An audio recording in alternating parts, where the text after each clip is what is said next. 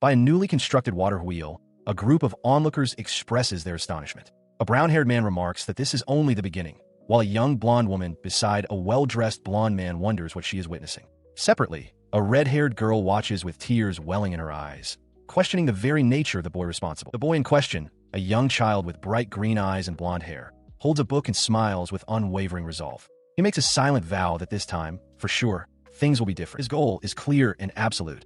He will save his family. The scene shifts to a grim memory from the past, the year 513 of the Care calendar. An elderly commander with an eye patch announces the commencement of an execution, that of Baron Solis Takar, the former lord of the Estel territory. The commander adds that the execution is being carried out under an agreement with the Baron himself. Below the platform, the young Baron hangs his head in defeat, blood trickling from his lips as he hears the tolling bells. He is bound to a stake in the central town square, his entire body aching. He recognizes the speaker as the powerful Commander Reese and understands with dawning horror that the public speech is about his own demise. Looking out at the hostile crowd, he senses their simmering anger, feeling as though a stone could be thrown at any moment. With a heavy heart, he accepts their resentment, believing he cannot blame them. His thoughts drift to how things once were. His territory had been a blessed place, a fertile land with an excellent lord, all thanks to the decade of work his mother and father had poured into it. But then, a cascade of disasters struck. Intense floods, a brutal war, and a sweeping epidemic that took his family and even their house steward. His older brother, a celebrated warrior upon whom great expectations rested,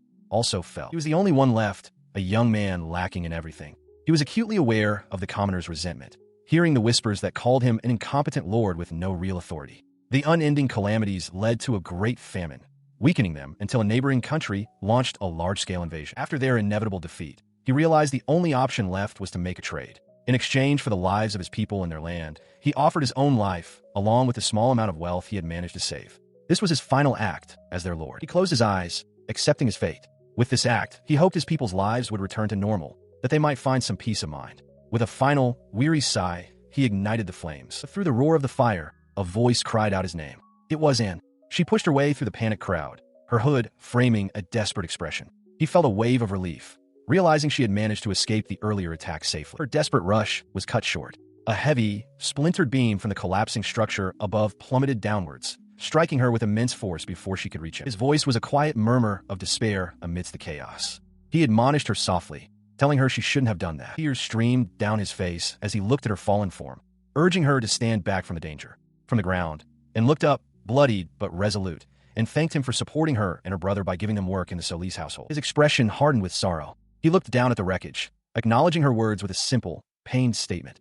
He knew it all. With her remaining strength, she reached out and grasped his hand tightly. Through her own tears, she insisted that no matter what anyone else said about him, she always knew he had taken great care of his subjects. Her hands clasped together in a final, prayer-like gesture as she lay amongst the debris, surrounded by the legs of the silent onlookers. The crowd then parted, making way for a noble woman with long blonde hair who walked calmly through the chaos towards the scene. She paused, her expression somber, and gently wiped a tear from the corner of her eye as she took in the tragedy before her. She prayed with tears streaming down her face, joined by another woman with dark hair. They both recalled his selfless acts, how he worked tirelessly for his subjects, endured calamities and shabby conditions alongside them, and risked his own life during an epidemic, all for the sake of his fallen territory. The object of their devotion, a young man bound and battered, watched them from his place of execution. He whispered their names, Ms. Zally, Rose San, Claire San, touched that even in this final moment, they were still praying for him. A faint, weary smile touched his lips. He found it strange to feel happy at a time like this,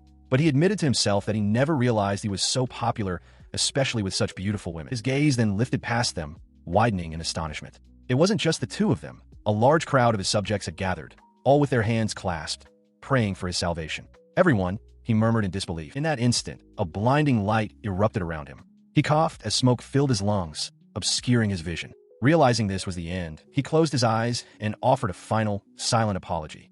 Thank you, everyone. I'm sorry that as your lord, this is all I can do. But as his life faded, a sudden awareness struck him. The necessary components to activate a skill had been met. He had been blessed with bloodline magic, space-time magic, and a territory appraisal skill. The timing was utterly baffling. He screamed in silent frustration. A lord's skill, awakened by the faith of his subjects to bless his territory, was manifesting now. It was useless. He didn't need it. With that final, despairing thought, his life as Solis Takar came to an end. Then a new awareness dawned. A historical record marked the birth of Takar, second son of the Baron Solis family, in year 493. He found himself in a strange place, unable to control his body, when he saw a tiny arm that belonged to him, The horrifying truth struck. He had become a baby. His mind flashed back to the execution. He remembered desperately trying to activate the bloodline magic. A message had confirmed his authority's activation.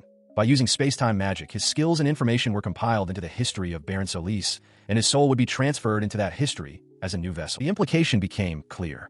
As his infant self looked on, the silhouette of his past life stood in the distance. He was going to be reborn, but this time with his bloodline magic from the very start.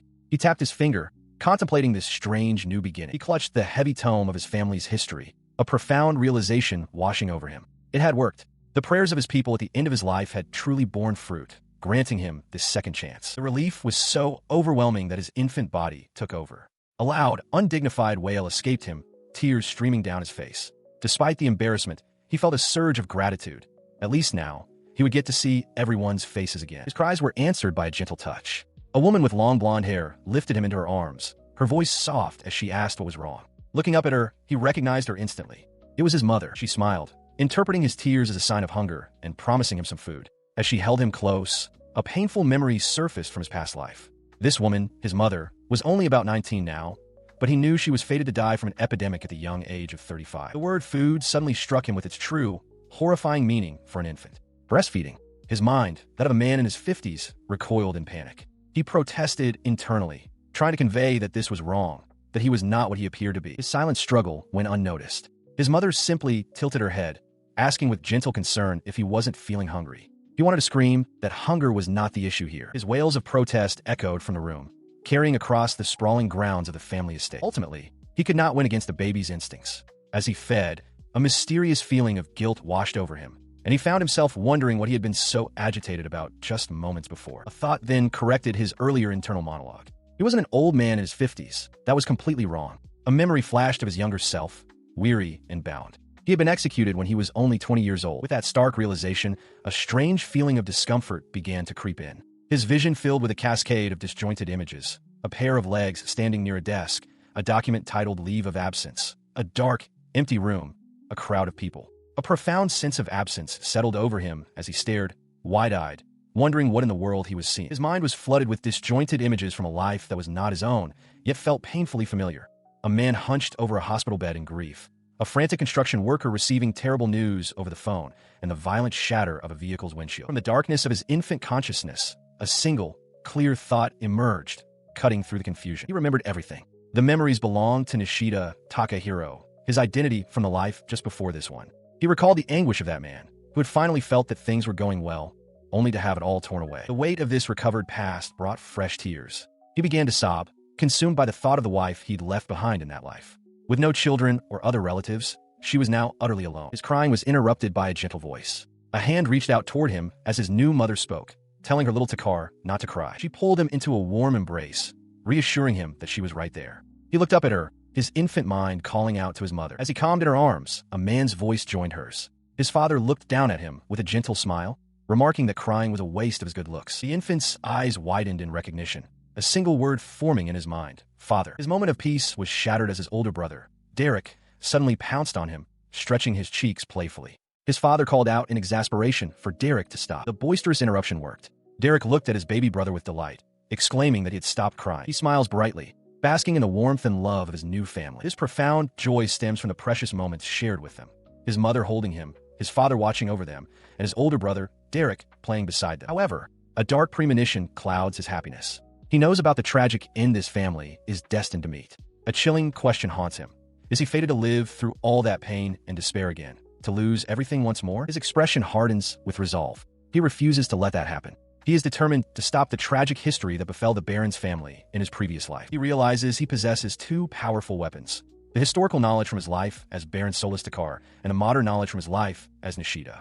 He vows to change history, to use everything in his power, his authority, and even his time-space transfer skill, to save his family. This determination is fueled by promises from his past. He recalls his life as Nishida Takahiro, vowing to create a new future together with his wife, Yuko. With his goals set, he becomes fully determined, dreaming of this new future. He acknowledges the limitations of being a baby. His influence is confined to what he can say, but he is confident he can still devise a plan. Time passes. In the year 496 of the Care calendar, Takar is now 3 years old. His mother finds him reading and expresses her astonishment, remarking that he only recently learned to speak and must be a genius. She tells him she has work to do and asks him to be a good boy, to which he cheerfully agrees. Having already mastered reading and writing, he had begun to consume books voraciously. The leisure this afforded him also allowed him to observe the world around him with greater clarity. Through his observations, he assesses his surroundings. This world civilization level seems to be equivalent to medieval Europe before the Industrial Revolution. He identifies his home as the Estbow territory, a frontier land ruled by his family, the Baron Solis. Though there is much undeveloped land, it is vast and fertile. He observed his surroundings. The family mansion wasn't particularly tasteful, but it was still impressive, the kind of structure one would expect to see in a classic fantasy tale. In this world, magic was a reality.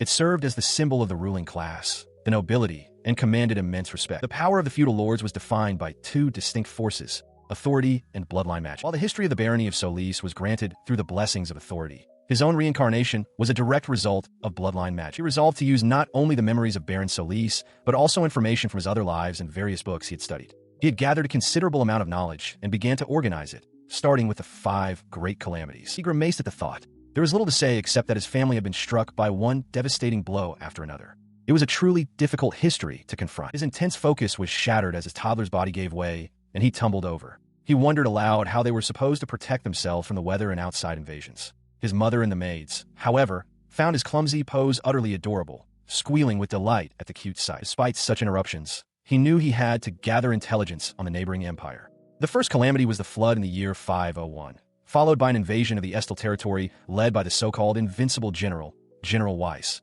about whom little was known. With only 5 years left, he had to devise a plan. 2 years passed in a flash. Now 5 years old, Takar felt a surge of panic. He had once thought there was time, but he had already gone through 5 years of his new life. Surrounded by stacks of books, he felt a wave of nausea. He knew he had to calm down, take a breath, and sort everything out. He checked the date again. It was still the year 498 on the care calendar. He continued his research, poring over historical records. The books detailed a great harvest in the year 498, which paradoxically damaged the territory's economy by crashing grain prices. This was followed by a massive crop failure, and then escalating troubles with neighboring lords. The records painted an even grimmer picture, listing a cascade of disasters. A surplus harvest in 499, a volcanic eruption causing drought in 500, a conflict with neighboring lords in 501 that led to his older brother's death, a costly battle against an invading country in 502, and a devastating flood in 503. The sheer volume of crises caused him to slam his book down in frustration, angrily questioning who could have possibly thought they had time to spare. His outburst gave way to grim analysis. He categorized the impending disasters as his past life's 5 calamities: a surplus harvest, a poor harvest, a territorial dispute, war damage, and finally, the flood. He understood that if he tried to prepare for all 5 at once, their resources would be depleted long before the final, devastating flood arrived. Realizing he couldn't tackle everything, he resolved to focus on what was within his immediate power. He approached his mother as she worked at her desk, apologizing for the interruption. She looked up from her papers, a quill in hand, and kindly asked what he needed. She set aside her work and knelt to face him, expressing her happiness that he felt he could rely on her. He observed her, noting the focused demeanor she adopted for her duties, a stark contrast to her usual self,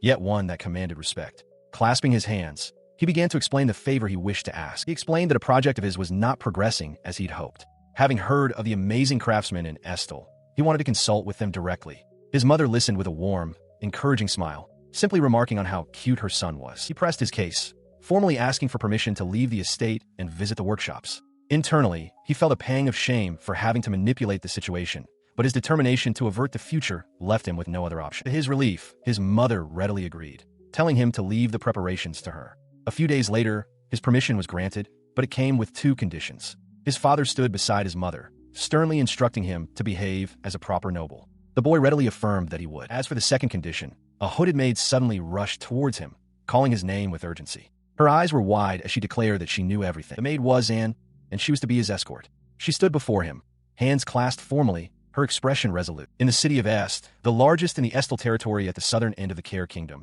a large crowd has gathered. A young Cyrus Takar, accompanied by his maid, and looks out over the bustling plaza with excitement. The city is surrounded by walls, with the plaza at its center, near the Lord's mansion where Cyrus lives. As they walk through the lively market, Cyrus remarks that the town is much better this way. This city is the beginning of the supply chain for the region, its prosperity built on mining, trade, and agriculture. Their attention is captured by a food stall grilling massive sausages.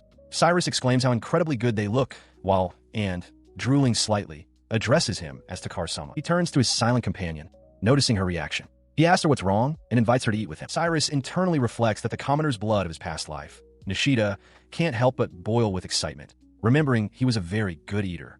Nearby, the elderly couple running the stall realize the young master from the Baron's house likes their food and see it as a new selling point. He apologizes for surprising them and tells, and it's time to go. As they walk away, a crowd immediately swarms the stall, with customers eagerly ordering what the young master had. Walking on, Cyrus thinks to himself how awkward it is. He recalls that she is the daughter of the Solis house's headmaid. His thoughts delve deeper into her past, and received a strict education to become a maid from a young age, and was also exceptionally talented in martial arts. Her father, a commander in the standing army, had drilled self-defense into her to the point where no ordinary soldier could stand up to her in a sword fight, whether as a maid or a bodyguard, and was excellent. Just the other day, at 15, she graduated from being an apprentice to his personal maid. As he watches her in the present, a chilling memory surfaces. He realizes this very plaza was where he last saw and during his execution in his second life. He recalls more from that previous history, and had first been the personal maid and bodyguard to his older brother, Derek. Cyrus remembers always seeing the two of them training together in the courtyard, both experts in swordsmanship.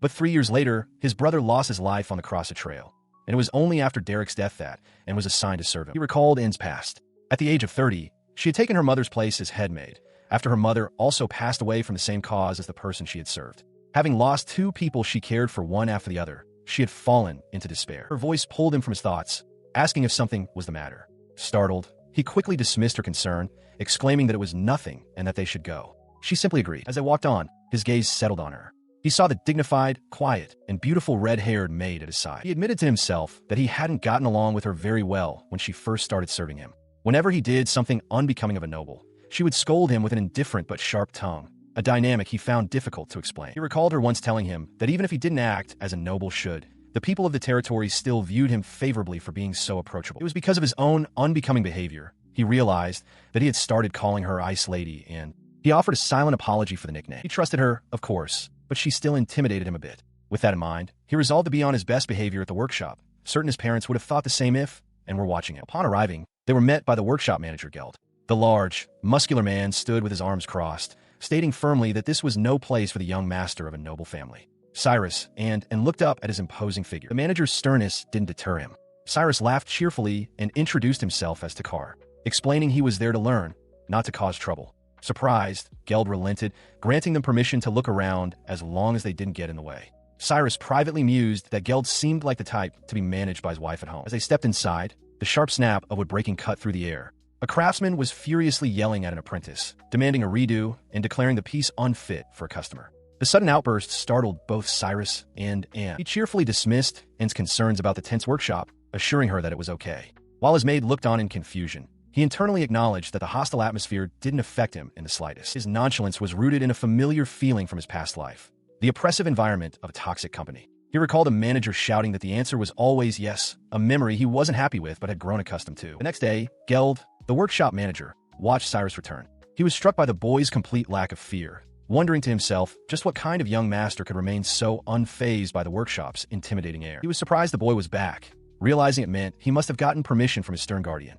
Cyrus, meanwhile, looked toward and thinking of her as the Ice Lady, but understanding that her cold demeanor was simply her way of protecting him. Across the workshop, the senior craftsman berated his blindfolded apprentice, declaring that while the atmosphere wasn't right for interruptions, he wouldn't give up on his work. Ignoring the outburst, Cyrus approached the senior craftsman and asked which of the timbers was the hardwood. The man, busy with his work, curtly replied that his hands were full and he would have to wait. As the craftsman deflected the question, his apprentice walked past, reminding him that their delivery date was fast approaching and questioning what they were going to do. Geld watched the tense exchange from a distance. Geld's expression shifted from concern to contemplation as he observed Cyrus interacting with his men, a flicker of realization in his eyes. His attention was drawn back when the older craftsman finally addressed him as young master. Cyrus simply replied, yes. Before the craftsman could continue, Geld stepped forward, his gaze fixed on the boy. He asked directly if Cyrus was interested in woodworking. Cyrus clenched his fist, realizing he could play along, but this direct question demanded a more serious answer. He clarifies that his presence is driven by more than simple interest. There is something he is compelled to create, no matter the obstacle. If he fails, he won't be able to get through to them. Geld presses further, asking if his creation can only be realized through woodworking. With unwavering certainty, the boy gives a single, emphatic answer. Yes. The response catches Geld off guard, his expression shifting to one of clear surprise. After a moment, the workshop manager processes the boy's conviction and simply says, I see. From that day forward, Cyrus began visiting the workshop almost every day, his presence becoming a regular fixture. Through these frequent visits, he started to build a rapport with the man he now called boss. Cyrus would greet him with youthful energy, promising not to interfere with the work, and Geld would gruffly acknowledge the young master. He also grew friendly with the other craftsmen, who were kind to him. Despite the slight awkwardness he felt due to his true mental age, he decided it was finally time to show them the project he had in mind. Unfurling the plans, he presented them to Geld, whose face immediately contorted with confusion. The manager stared at the document, utterly baffled, and asked what in the world it was supposed to be. The other craftsmen were equally perplexed. One questioned how they were meant to create a round shape like the one depicted, while another wondered if they even possessed a type of wood strong enough and resistant to decay for such a task. Cyrus watched their reactions, internally admitting that his own attempts to create it had not gone well, which was precisely why he had brought the design to them. After considering the challenge, Geld called out for a craftsman named Carl. He explained to Cyrus that while the boy was young, he showed promise, and that Carl could be of use. The dark-haired craftsman stepped forward, extending a hand and formally introducing himself to young Master Takar. He firmly shook the young master's hand, sealing their new partnership. As Cyrus departed, his parents watched from the doorway. His mother noted that he wasn't usually one to make requests, while his father mused that they should just let him do as he pleases, given his recent frequent visits to the workshop. And so, the work began. For the next 3 months, Cyrus was a constant presence at the workshop, collaborating closely with Carl. They meticulously refined the design until, at last, their creation was finished, a model far too intricate to be dismissed as a child's plaything. A few days later, the opportunity arrived to present the finished model to everyone in the courtyard. Feeling a bit tense, Cyrus cleared his throat and began to thank his parents for their time, but his words caught in his throat. He noticed someone else was present, a man he hadn't expected to see. He hesitated, looking at the unexpected guest. The man, standing beside his parents, politely requested permission from the Kar-sama to listen to the proposition and participate. Cyrus recognized him immediately. The man was Raymond, the house steward, responsible for the estate's internal affairs and management. He was one of the most capable people in the household, second only to Cyrus's own parents. He had served Cyrus's mother even before her marriage, and his excellence was undeniable. Despite this, Cyrus admitted to himself that he had never liked Raymond, feeling an intense pressure in his presence. He recalled his previous life, remembering how he had brought up suggestions to his parents, only for Raymond to consistently find flaws in them. Whenever that happened, Cyrus could never provide a sufficient answer, and his heart felt as if it would break. In the end, Raymond would accept and implement his proposals in the household's affairs, but the experience was always draining. Despite his own feelings, Cyrus had to admit that Raymond was a refreshing, capable man who listened well to his master's orders. He possessed all the qualities of a popular character, right down to the mole under his eye. In fact, he was quite admired among the maids, a level of popularity Cyrus couldn't recall ever achieving himself. He slumped over, groaning to himself. He wondered if a small part of his dislike for the steward stemmed from simple jealousy over his popularity. But as he faced the man, he pushed those feelings aside. He felt a sense of inferiority, certainly, but he also knew, without a doubt, that Raymond was someone he could trust. What truly mattered was what was inside. With his resolve solidified, he addressed the group. He announced he would begin and called for Anne. From the side, she immediately responded in the affirmative, ready to assist. He gestures grandly towards the complex assembly of gears and levers, formally beginning his presentation. As he speaks, his focus sharpens, his mind racing with the true stakes of this moment. He understands that to alter the course of history, he absolutely needs Raymond on his side. This realization solidifies into a firm resolve. He will not just present his project. He will win over the steward, turning him into an ally, starting at this very instant. The maid, and reflected on the young master, Takar. Ever since he was a child, he had regarded her with a strangely frightened and cautious gaze. The way he spoke was also peculiar. It felt as though he was intentionally trying to seem clumsy, a cunning act that was not endearing. Strangely, though, he always managed to get along with those around him. He effortlessly turned the people he met in town, and even the skilled merchants who visited the mansion for business, into his firm allies. Her curiosity about him grew. Because of this, she decided to assign an apprentice maid, one she had originally planned for the eldest son, Derek, to Takar instead. She also instructed the apprentice to provide her with daily reports on the young master's activities. Meanwhile, the steward Raymond observed from a window. He noted that Takar had designed an invention the likes of which he had never seen before and was now personally overseeing its creation. To call it merely unusual would be a profound understatement. His gaze sharpened with a stunning realization. The device being built below was something that might even save their entire territory. In the workshop, Takar stood beside the complex wooden and metal contraption as and knelt to inspect its components. The completed invention was presented to Takar's parents. His father stared, taken aback by its sheer size, and asked what it was. His mother, standing beside him, could only whisper a single word, amazing. In response to his mother's unspoken question, Takar beamed with pride. He explained that he had made 2 devices. Pointing to one part, he identified it as a lifting water wheel, and the other a powering water wheel. His mother repeated the term water wheel with curiosity. He began to elaborate, starting with the function of the lifting water wheel, a large wheel fitted with a series of rectangular buckets designed to scoop and carry water. Continuing his demonstration, Takar explained the mechanics. The wheel is submerged into a current, which causes it to spin. As it rotates, it lifts the water, allowing it to flow from a place farther and higher than its source. And his mother listened intently, nodding in understanding. He explains that this powering water wheel operates similarly to the other, driven by the flow of water. However, a rod connected to its axis moves up and down, and a gear on its side engages with another on the ground, converting the wheel's rotation into horizontal movement. His mother is utterly captivated, wondering what to do with a child so amazing, while his father remains bewildered, feeling like he's watching a child science project. The steward, Raymond, observes them, noting to himself that the mother spoils Cyrus too much and the father's thinking is rather old-fashioned. He then clarifies, with one final push of his idea, that this is a lifting water wheel. Its purpose is to pump water to a higher elevation than the river's natural level. The implication dawns on his mother. She realizes that with this device, they could finally deliver water to the barren lands that have been unusable due to a lack of access. He continues the demonstration, explaining how the powering water wheel could be adjusted to automate strenuous tasks that were previously done manually. His parents and the steward now understand. This is no mere child's toy. The invention's importance is underscored by the territory's strategic vulnerability. The granaries of the Estbow territory are all concentrated in one area. Increased production and automation are matters that directly impact the economy, and if that single area were to collapse, the damage would be immeasurable. This realization strikes the steward, Raymond. He thinks it's as if Cyrus already knows one of the greatest problems the territory faces. He asks the boy directly where he obtained such knowledge. Cyrus smiles and claims he read about such things in a book about other kingdoms. He continues, adding that he thought it could bring benefits to their own territory's development. The earnest declaration moves Raymond, who feels a tear welling up as he looks upon the boy. Raymond's perception of the boy shifts dramatically.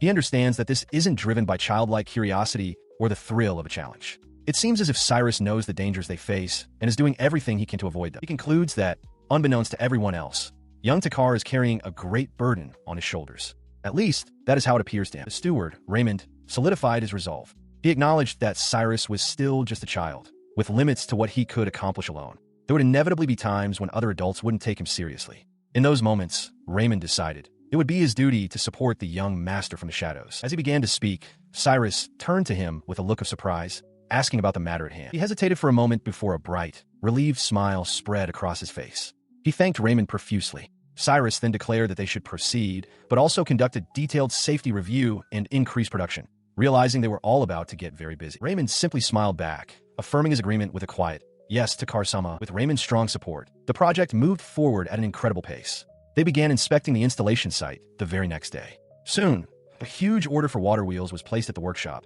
and just a few months later, deliveries began arriving one after another. The entire family was now involved. His mother and Raymond were fully occupied with developing the land and irrigation projects. His father, not wanting to waste the new business opportunity, was busy trying to find buyers for the surplus in advance. Even his younger sister was enthusiastically helping with the paperwork. He saw these efforts as an arrow loose from a bowstring, an arrow that would change history. With this momentum, he steeled his resolve, determined that they would overcome the 5 calamities he foresaw. Some time passed, leading to the great harvest. Seated at a lavishly spread table, Cyrus stared intently at his food, his expression one of grim determination. He knew there was no way he would lose. He declared with a shout, shoveling food into his mouth, that he would not be defeated by a mere famine. The land development and irrigation projects, which had started quickly after the water wheel presentation, had borne fruit. Construction of milling facilities for the powering water wheel had also begun. But Cyrus recalled that before this great harvest was secured, there had been one more crucial task to complete. He understood that the barony's great harvest, which had caused grain prices to plummet, was a golden opportunity.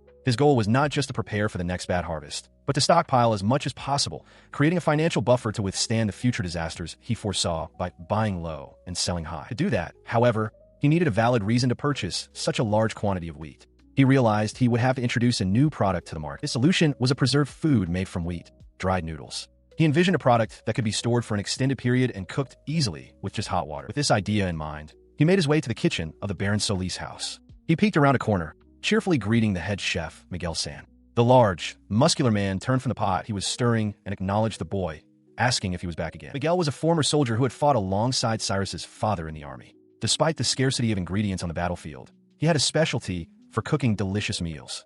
After being wounded, he accepted the Baron's request and became the head chef. The chef got along well with the Baron and treated Cyrus kindly. He asked what the boy wanted today. Cyrus explained he was trying to preserve something, presenting his prototype noodles. Miguel took one, correctly identifying the ingredients as water, flour, and salt, which had been kneaded, rolled, and dried. Cyrus confirmed this, adding that it was necessary because they would soon have a great deal of wheat flour. As he held up a single noodle, Cyrus's expression grew serious. He proposed that if the method worked, it could even be useful on the battlefield. The suggestion immediately caught Miguel's attention, the former soldier's eyes widening at the implication. This strategic thinking stemmed from a hard-learned lesson. At just 5 years old, Cyrus realized that simply having knowledge of the past and future technologies was not enough to enact change. He couldn't build a water wheel alone. To alter history, he knew he had to rely on the expertise of professionals. Following this principle, he and Miguel embarked on weeks of grueling experimentation. They tried every possible technique, adjusting salt content and drying methods. Recalling his father's admonition not to waste ingredients,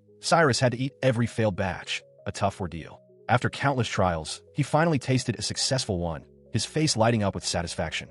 It was good. He had perfected the recipe just in time for the great harvest. A wave of relief and triumph washed over him as he silently thanked Miguel for his invaluable help. He sat with his family, contemplating the flavor of his new creation. While the noodles were a success, he realized something was missing: the seasoning. In this landlocked kingdom, ingredients for a proper soup stock were scarce, and staples like soy sauce or miso were non-existent. As he pondered, his younger sister, his mother, and even his father expressed their eagerness to try some. Their simple requests sparked an idea. He realized he needed one more key element, a selling point so compelling it would even capture his father's interest. A flash of inspiration struck him. With a newfound determination, he immediately set to work, a confident glint in his eyes as he gathered his tools, ready to bring his next idea to life. His solution was a new product: cup noodles served in a bamboo container. Luckily, bamboo was easy to acquire. A vast bamboo forest grew south of the Estbow territory, right at the border with the Demon Realm.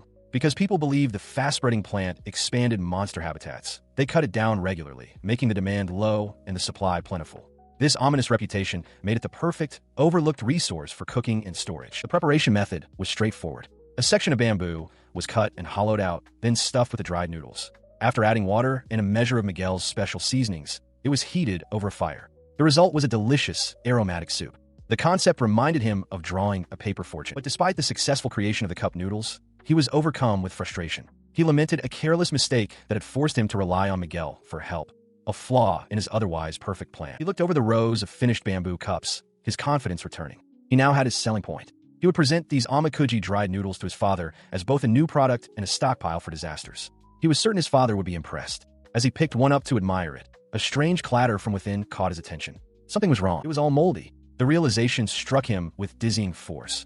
The moisture inside the freshly cut green bamboo was the culprit. While dried bamboo would have been a perfect material for containing the noodles, it was far more difficult and costly to acquire than the green variety he had so readily available. He held on to that feeling of disappointment for several months, pondering a solution that seemed impossible. He found himself wishing for a material like styrofoam to simply fall from the sky. As time passed, the year of the great harvest finally arrived, an event that also marked the beginning of the prophesied 5 calamities. Out in the fields, the wheat grew tall and golden under a clear sky. The local farmers, unaware of the looming disasters, looked upon the bounty with optimism. They remarked to one another that it was going to be a fine harvest, eagerly looking forward to autumn. They examined a stalk of wheat, its head heavy with grain, yet dusted with a fine, dark powder.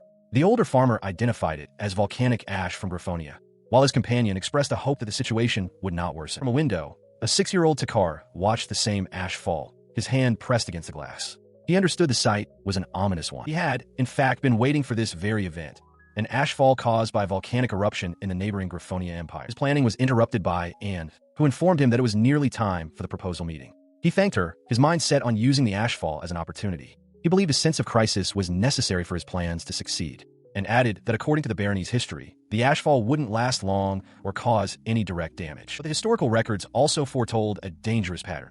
This year's unprecedentedly large harvest will be followed by an equally unprecedented poor harvest the next. In a meeting with his father and Raymond, the baron outlined their strategy: mass production of wheat flour and the development of portable preserved food. He worried it might not be enough, stressing that they had to survive the poor harvest to face the future calamities. The political situation was also tense. The Solis barony's rapid growth had earned them the unfavorable attention of the neighboring Gorman and Hyereme Viscounties, meaning they could expect no aid. The young lord realized they would have to face the poor harvest alone.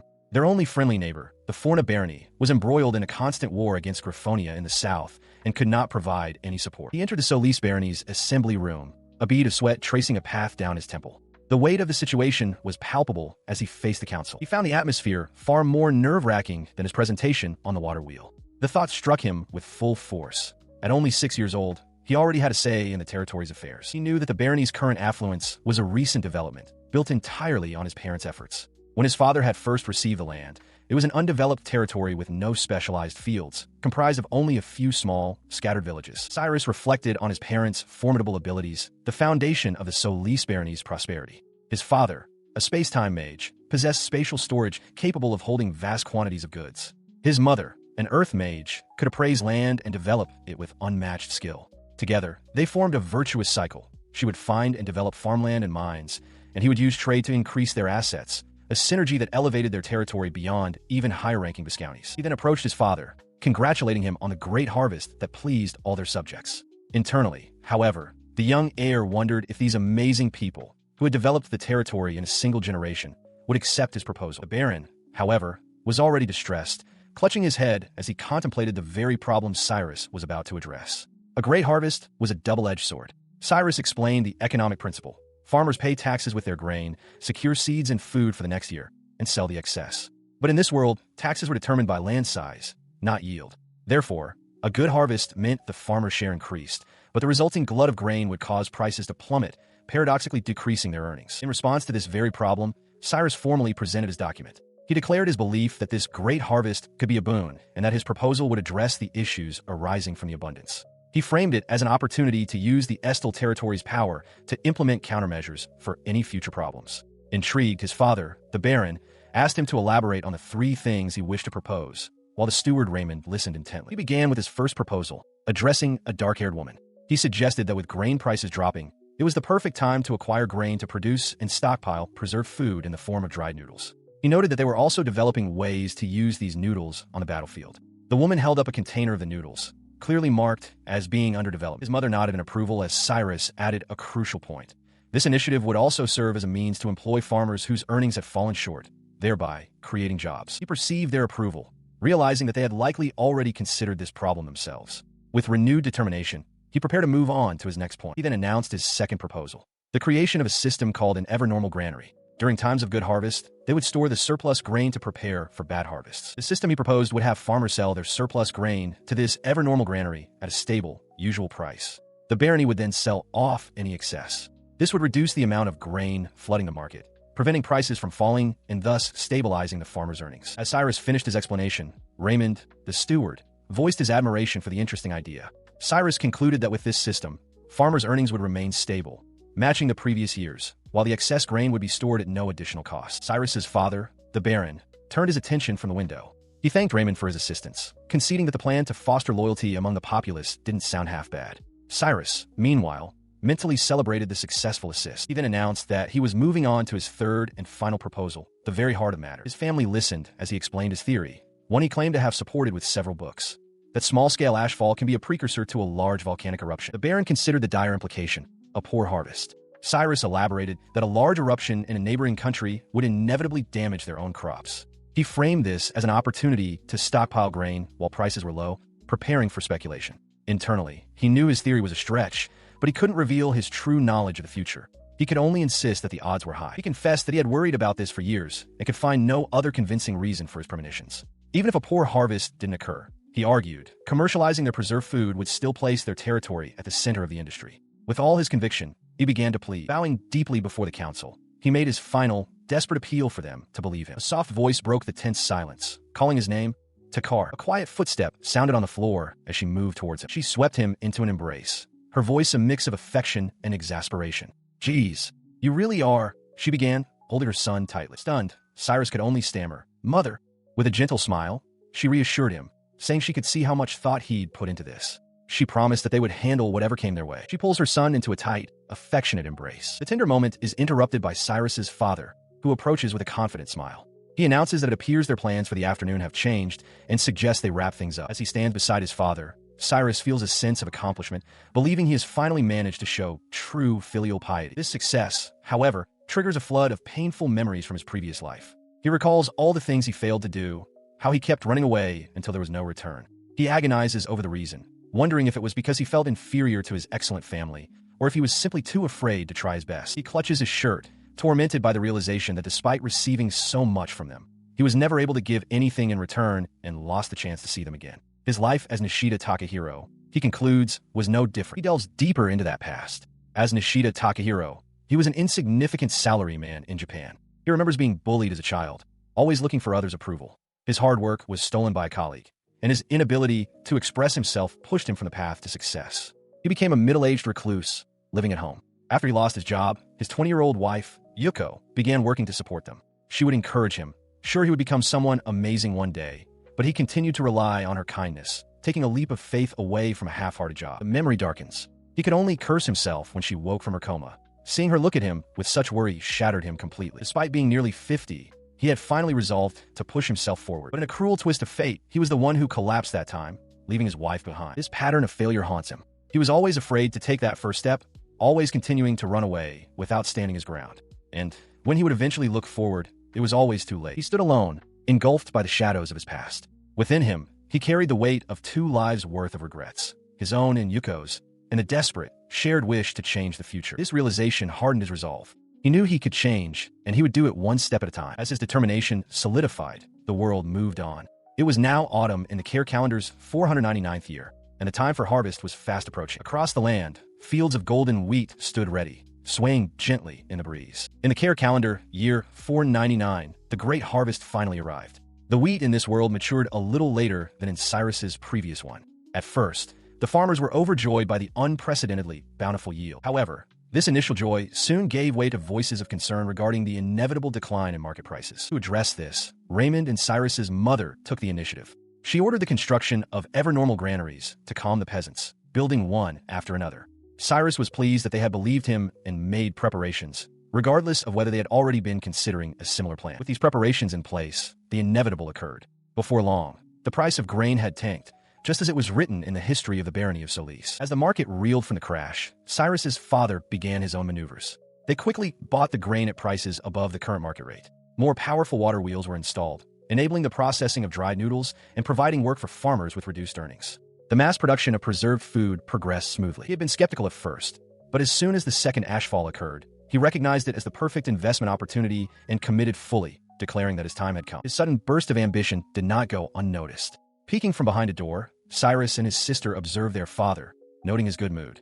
Cyrus mused that his father had been running all over with a glint in his eyes since the market crash. Recognizing that this was where spatial storage magic truly shines, Cyrus soon pieced together the full extent of his father's strategy. On the surface, it appeared he was buying wheat to support the local market. In truth, he was also busy buying out wheat from other territories at low prices, carefully hiding the Solis barony's name. Cyrus realized his father was already planning to sell the preserved food to the capital's knights, marveling at his flawless and ruthless execution. The father's good mood was so evident that he called Cyrus into his office one day. He declared that if their earnings from wheat and preserved food increased, he would raise Cyrus's allowance by 10%. Cyrus, playing the part of a child, excitedly asked if it was true and declared he would take it as a promise. The unexpected, earnest display left his father completely taken aback. His father, recovering his composure, remarked that being happy about dropping grain prices was something only a specific type of character could do. He then stated that acting differently on the outside is natural for a lord. Cyrus, however, still expressed concern, asking if it was truly all right. In response, the Baron bowed his head low and asked to be excused. He rationalizes that allowing his other son to continue leaving the city is ultimately for the good of the territory. As his father contemplates this, young Cyrus overhears the mention of going outside the city and finds the idea very appealing. The thought solidifies into a plan. He realizes this would be a perfect opportunity to prepare his third arrow. He immediately rushes to his parents and their steward, asking to join them on an on-site inspection of the granaries.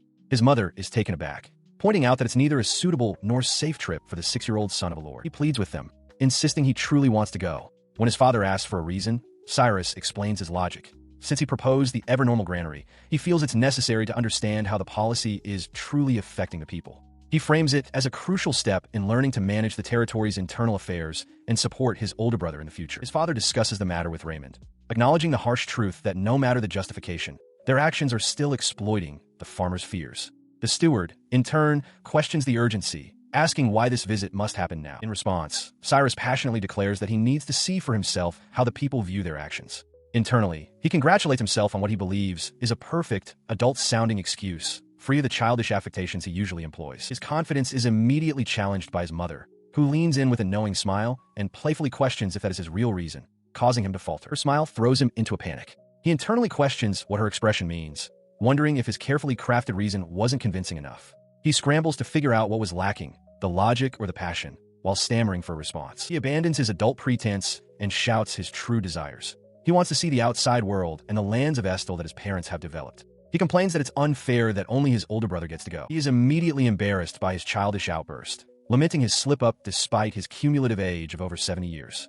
His mother, however, simply chuckles, pleased by his honest answer, saying that's more like. He realized that his honest plea was all that was needed. His mother, with a gentle smile, granted him permission to venture out of town, but on the condition that Raymond and go with him, reminding him to always put his safety first. His father looked on, stunned by the sudden turn of events. The Baron turned to his wife, questioning her sudden change of heart. She retorted that this was all his fault, a consequence of him frequently going out with Derek by himself. He ran a hand through his hair in frustration, acknowledging that he understood a younger brother's desire to emulate his older sibling.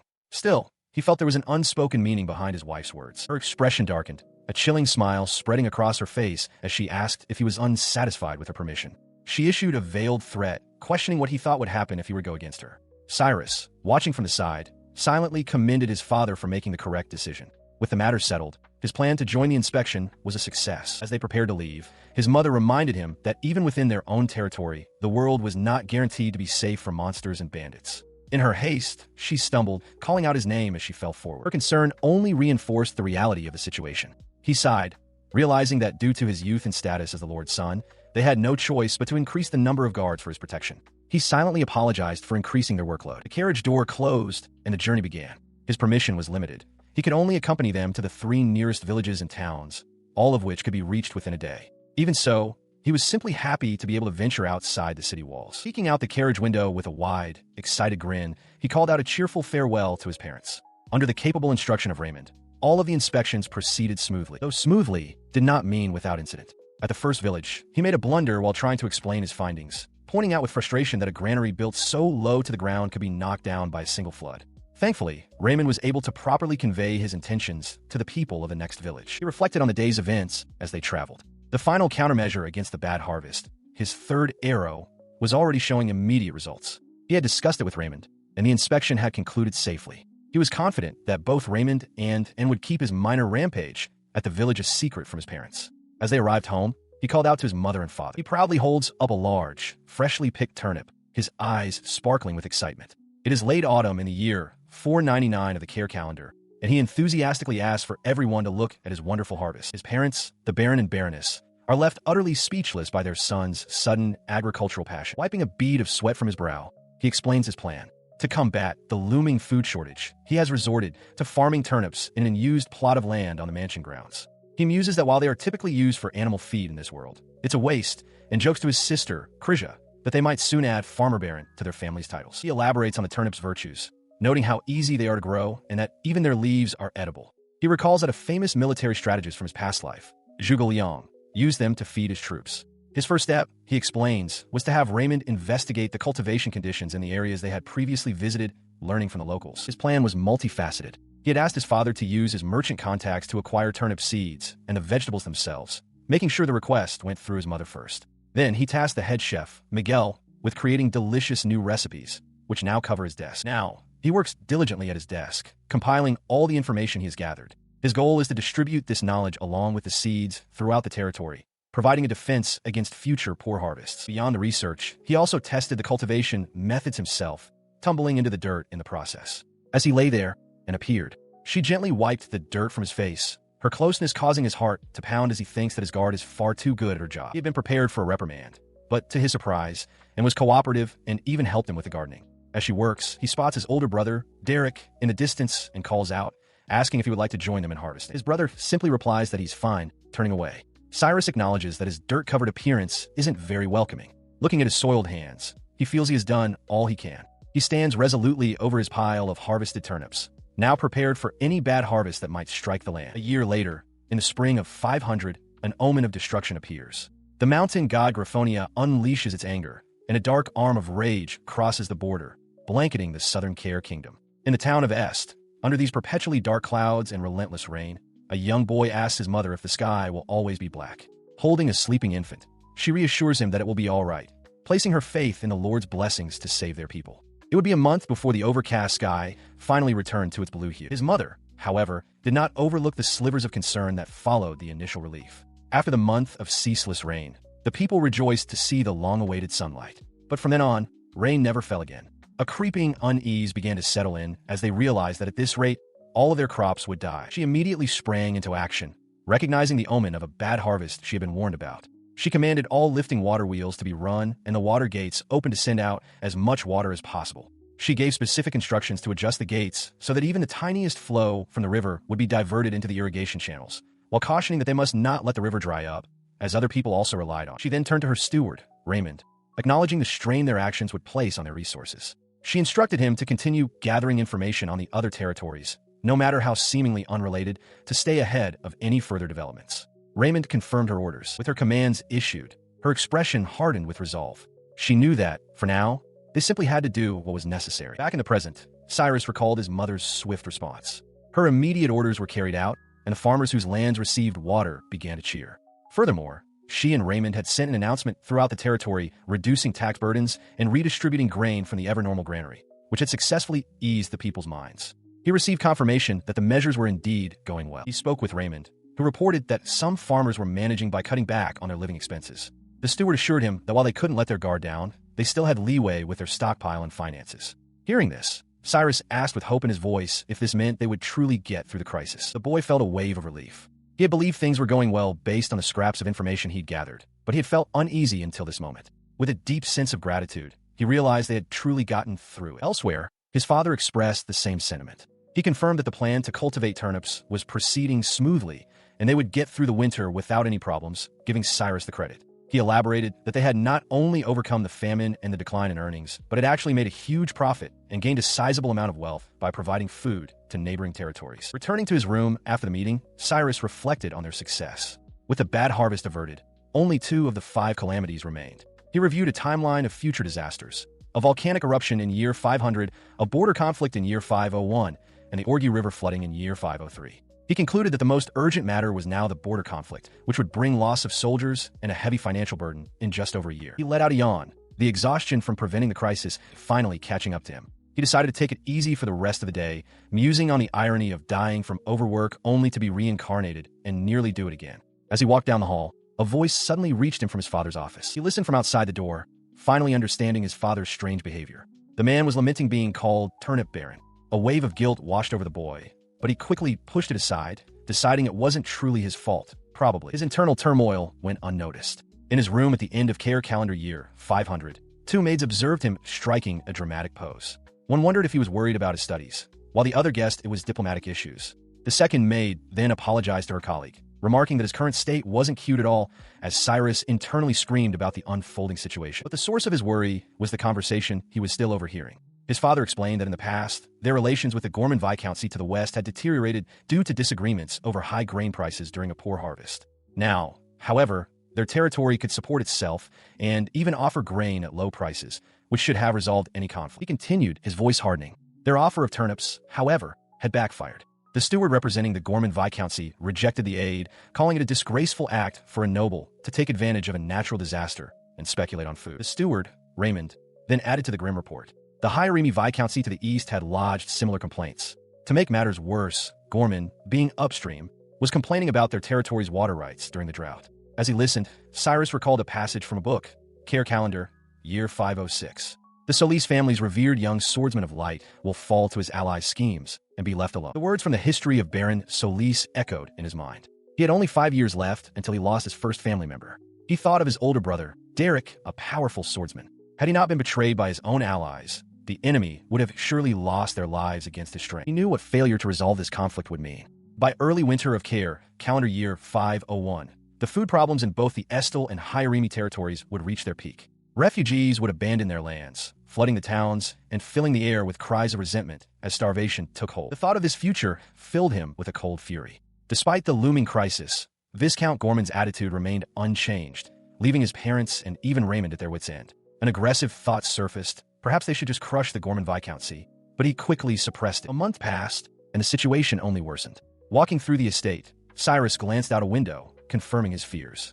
The number of refugees had already begun to swell. Seeing the crisis firsthand, he sought out his parents. He found his mother expressing her deep concern about the unrest growing within the city. Startling them both, Cyrus stepped forward and announced that he had a proposal. He asked them to call for his father as well. Intrigued, his mother agreed, remarking that his idea sounded interesting. His mother, her expression firm and resolute, gave her full support.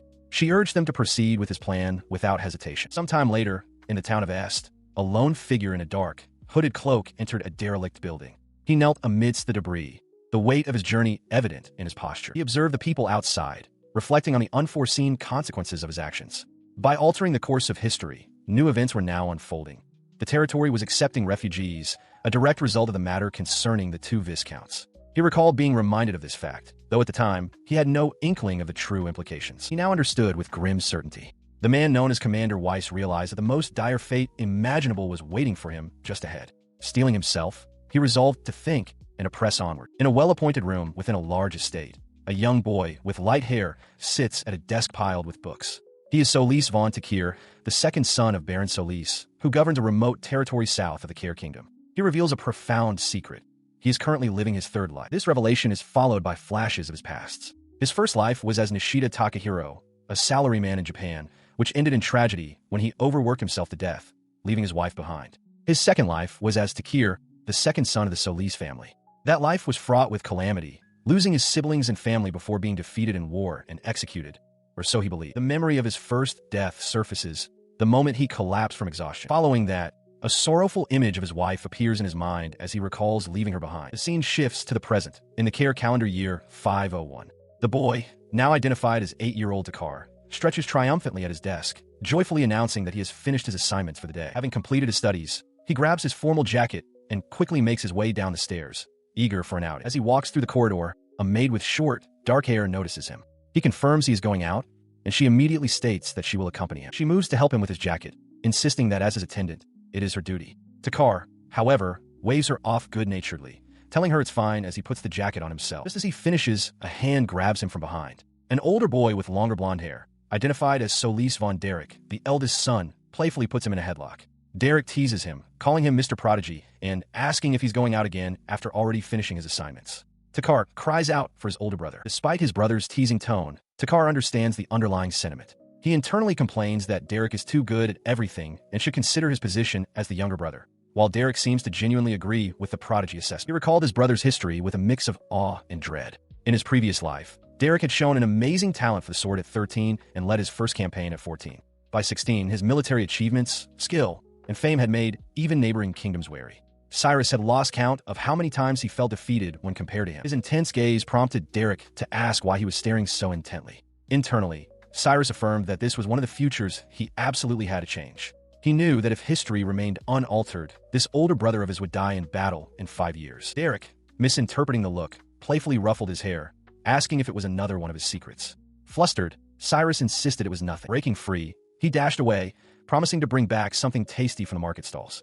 As Derek watched him go, the young boy arrived at the special refugee camp area in the town of Est, a place teeming with displaced people. Now accompanied by his maid, Eliza, he surveyed the scene. She observed that the situation seemed to have calmed down considerably, and Cyrus agreed, acknowledging that it was thanks to everyone's help. The crisis had begun the previous year. The southernmost border of the Care Kingdom was struck by a series of natural disasters originating from the neighboring Griffonia Empire. First a volcanic eruption, then a drought. While the Estel territory managed its own poor harvest with preserved foods and an evernormal granary system, the resulting famine devastated 2 neighboring viscounties, forcing refugees into Est. Under the command of the House Steward, Raymond San, refugee relief measures were enacted. A designated reception area was established within the lower city walls, providing the displaced with temporary housing and food distribution, where warm soup made with dried noodles became a staple. Having taken in the scene, Cyrus decided on his next course of action. He announced that he would first show his face at the reception desk. Eliza quietly acknowledged his plan. At the bustling reception desk, a staff member named Claire was directing the new arrivals. She instructed everyone to line up and go through the receptionist to be registered, explaining that she would be writing down their name, gender, age, previous line of work, and the names of any companions. As she continued her instructions, asking for their place of origin, a refugee answered that they were from a village to the east of Estel. Her quill pen tapped against the paper as she recorded the information. At the refugee reception desk, a supervisor completes the registration for a refugee couple. She hands them a registration token, explaining that they must not lose it as it's needed for food distribution and work assignments. She directs them to a bulletin board for job applications, noting that the camp itself was built through the labor of refugees. As the couple expresses their gratitude and turns to leave, she advises them to visit the consultation window, if any issues arise. Her professional demeanor breaks for a moment as she spots a familiar figure approaching. With a surprised gasp, she calls out, "Ah, Takir-sama." Cyrus, seeing her, offers a simple greeting, complimenting her on her work. Flustered by the unexpected praise, her cheeks flush as she stammers a heartfelt thank you. The exchange draws the attention of the other women at the desk, all refugees employed there. They crowd around Cyrus, thanking him profusely for saving their lives and providing them with wages.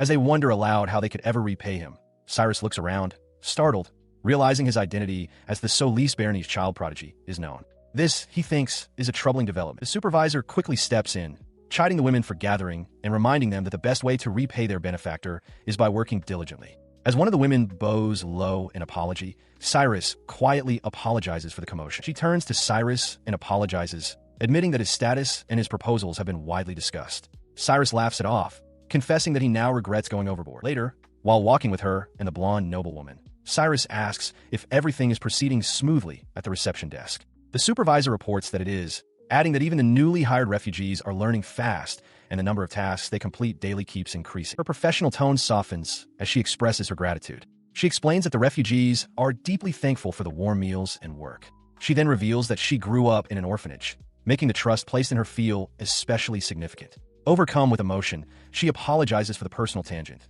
but Cyrus gently calls out her name, Claire. He looks at her with confidence, telling her that he'll be counting on her help in the future as well. Filled with a renewed sense of purpose, Claire looks up and firmly agrees. With the maid and at his side, Cyrus declares that the reception area, with its complex systems, is an absolute necessity to face the calamities to come. He affirms that they must establish it all at once and announces it's time for them to help as well. He leads the way towards a growing line of refugees, explaining that the system's most fundamental aim is to secure personnel. He also reveals that the registration tokens were made by Carl from the workshop, though they were originally intended for a different purpose. As they proceed, and shows one of the tokens to Claire, it is marked with a bird emblem and the number 01881, and compliments Claire on her excellent work, mentioning that she is even being considered for a managerial position. She reflects on the significant change that has occurred. Like Raymond, she has come to understand Cyrus's cause. She no longer scolds the boy, who is 10 years her junior, but instead looks at him with respect. In her heart, the persona of the Ice Lady is gone. Her thoughts conclude with the realization that Cyrus has become a reliable supporter and a great ally. The refugee relief efforts seem to be proceeding smoothly, but a few days later, a problem emerged. An official notice from the Gorman Viscountcy demanding the return of all their refugees. This was a critical issue, as many of the refugees had come from the Gorman and Hyereme Viscounties. The policy had been to provide equal support to all, regardless of their origins, but the official notice made it impossible to continue this practice. The Solis family was forced to make a difficult decision. Refugees from the Gorman Viscounty would be allowed to remain in the camps and receive food, but they could no longer be offered any work. However, the refugees were one step ahead. Rumors of the new policy had spread through the camp, and when it came time for registration, not a single person declared they were from the Gorman Viscounty. With no way to confirm their origins, the officials had to register them, knowing the truth. A few days later, an official outside the reception area calls for people to line up and register, assuring them there is plenty of food. The rumors had been spread intentionally to give the refugees advance warning, but uncertainty lingered about whether the plan would proceed smoothly. Stepping before the crowd, Cyrus raises his hand and addresses them directly. He tells those from outside the Estel territory not to worry and to get in line, explaining that they will only be asked for their name and their hometown or village. He calls out, "Excuse me," to a tall, cloaked figure standing amidst the crowd of refugees. The young boy looks up expectantly, responding with a simple, "Yes." The hooded man turns, revealing a group of weary-looking people behind him. He explains that they are mercenaries formerly employed in the Gorman Viscountcy and asks if it would be possible for them to receive a meal. Cyrus observes the man's straightforward honesty, internally pondering how to handle this request for mercenaries associated with Gorman. He continues, his voice strained, explaining that their contract was terminated because their former employers deemed them useless mouths to feed. Hearing this, Cyrus immediately understands their plight and reassures him that there is no problem at all. He tells the man that they must have suffered a great deal on their journey and gestures toward the registration area. He instructs them to line up and register at the reception desk, after which they will immediately receive food. The mercenary listens, a flicker of surprise on his face. The man looks down at Cyrus, his expression softening slightly. "Thank you," he says, adding with sincerity, "I owe you one." A few hours later, Cyrus is busy helping clean up, carrying a large basket of used dishes. A voice calls out from behind, recognizing him as the one from earlier. He turns to find the mercenary leader approaching him. The man says he heard from the reception desk that Cyrus is the feudal lord's son and the one who devised the entire relief plan. Cyrus laughs sheepishly, admitting it doesn't seem like it, as he was always scolded for not acting like a proper noble. Realizing it was true, the mercenary bows deeply, apologizing for his earlier haughty attitude. He explains that he was impressed not only by Cyrus's generosity, but also by the fact that he was the one who proposed the refugee relief measures in the first place. He looks up, his gaze intense, and states his name, Weiss Schwarzfach. He replies that it's nice to meet him, apologizing for his current appearance while helping with the cleanup. He introduces himself as Takar, the second son of Baron Solis. He then formally extends his thanks to Weiss as the newly appointed leader and representative of the 30-person Doppelfalken mercenary group. He smiles, reassuring the man that in times of trouble, it's best to stick together. The name, however, catches his attention, and he repeats it thoughtfully, Weiss Schwarzfach. In response, Weiss explains their difficult situation. He admits it's embarrassing, but ever since the Gorman Viscountcy issued a notice against helping outsiders, they've been drifting through towns, unable to secure food. As Cyrus listens, he feels a sense of familiarity, realizing he's heard the name Black Hawk Weiss somewhere before. He pauses, a look of confusion crossing his face as he tries to place the name. Suddenly, the realization hits him with physical force. He stumbles backward, dropping a bowl of food with a clatter. A cry of pure shock escapes his lips. His mind races as the pieces click into place. He remembers now. The memory floods his mind. This is the Griffonia Empire's Black Hawk Weiss, the invincible general of the Northern Expeditionary Corps. In 12 years, this is the man who will invade the Care Kingdom and occupy the Estel territory. Snapping back to the present, he sees Weiss kneeling to pick up the scattered plates, telling him not to push himself. The thought screams through Cyrus's mind. This is the very man who had him executed. He struggles to recall the details of his own death, his memory hazy. He was in a daze when he surrendered and can't even remember if Weiss was there, his attention having been distracted by another man's beard. As his mind spins, Weiss speaks again, offering to repay him. The mercenary leader looks at him with sincere intensity, stating that they would like to repay his kindness in any way they can. He tells Cyrus to feel free to contact them when the time comes. Weiss's offer sparks a desperate plan in Cyrus's mind. He knows exactly what he wants. His silent, urgent plea is for Weiss to stay away from the Griffonia Empire. His mind reeled with the catastrophic revelation. This was an emergency situation of the highest order. He stood over the man who would one day become his executioner, a frantic urgency seizing him. He had to devise a countermeasure, and he had to do it immediately before this critical opportunity slipped away. In his study, Cyrus trembles with anxiety, his own soul floating beside him like a worried ghost. He declares the start of an emergency meeting, its sole purpose to figure out how to avoid his own death. His thoughts turn to the source of his demise in his past life.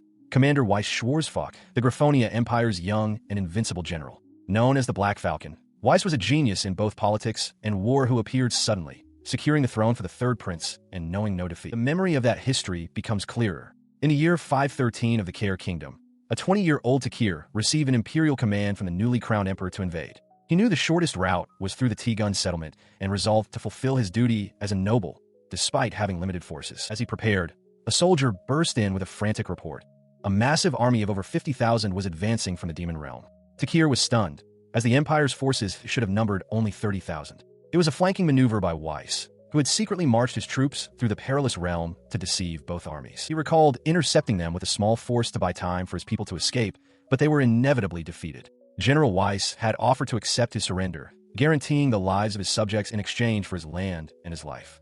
Soon after, Weiss occupied Estel and had him executed. This was the sum of his knowledge from the previous history. Returning to the present, Cyrus grimaces. He reasons that the mercenaries, having been treated poorly in the Gorman Viscountcy, are trying to reach the Griffonia Empire. Their only path is through the Demon Realm, where they must face monsters. He understands that even if they were stopped elsewhere, they would likely face the same mistreatment. He observes the group, noting their weakness from hunger and fatigue. In his past life, he had no countermeasures, so they wouldn't have expected any support from his territory. Despite their current state, he is certain they will somehow make it to the Empire safely. Then, a horrifying realization dawns on him. Being treated so unfairly and losing their companions is more than enough reason for them to want to destroy everyone in their path. His eyes widen in shock as he understands. The Gorman Viscountcy's actions are the direct cause of his own death flag. The memory of his father's lecture on the disgrace of a noble profiting from disaster flashes through his mind. Filled with a new urgency, Cyrus slams his fist on the desk. He realizes that if he doesn't stop the mercenaries from reaching the Empire, it will be the end for him and his people. He desperately searches for a way to stop them. His determination gives way to frustration. He collapses onto his desk, groaning that he can't think of anything. The pressure mounts as he tells himself he just needs one idea, anything at all, to change their fate. He stood before the window, his expression hardening with resolve. There was no other choice. He had to act before the mercenaries left town. He clenched his fist, realizing this was the perfect opportunity to take advantage of his childlike appearance. His new objective was clear. He would befriend the mercenary leader, Weiss. With newfound purpose, he began his charade, running about with a stick like any other boy his age. And so, Under the pretense of inspecting the refugee camp, he began his daily visits to the corner where the mercenaries had set up their quarters. Each day, he played near their encampment as and watched over him, enthusiastically responding to the mercenaries' shouts to charge forward during their drills. His constant presence eventually drew the attention of one of the armored men, who remarked that a lord's son had no business in such a place. Unfazed, Cyrus simply smiled, thanked him, and announced that their activities for the morning were concluded. He then approached their leader directly, greeting Weiss by name. Cyrus explained that his parents had given him permission to be there, viewing it as a valuable learning experience, though this was contingent on him helping with food distribution. Weiss replied humbly that the boy's words were too kind, and simply turned a blind eye to the proceedings. Having established a rapport, he hopped onto a crate to speak with Weiss at eye level. He began by saying he wanted to ask about something he'd read concerning the long-standing conflict between the Care Kingdom and the neighboring Graphonia Empire, voicing concern over a potential sudden attack. Weiss chuckled, amused that this was the source of the boy's worry. The mercenary's reaction confirmed his suspicions. Cyrus knew that Weiss and his men were heading to the Empire for work, a fact that aligned with his memories of Weiss's future promotion to general after successes in the war against the Suraduchy. Recalling the map of the region, he asked if Weiss was referring to the Southern Gate Fort. Weiss confirmed that capturing the fort would be a monumental task.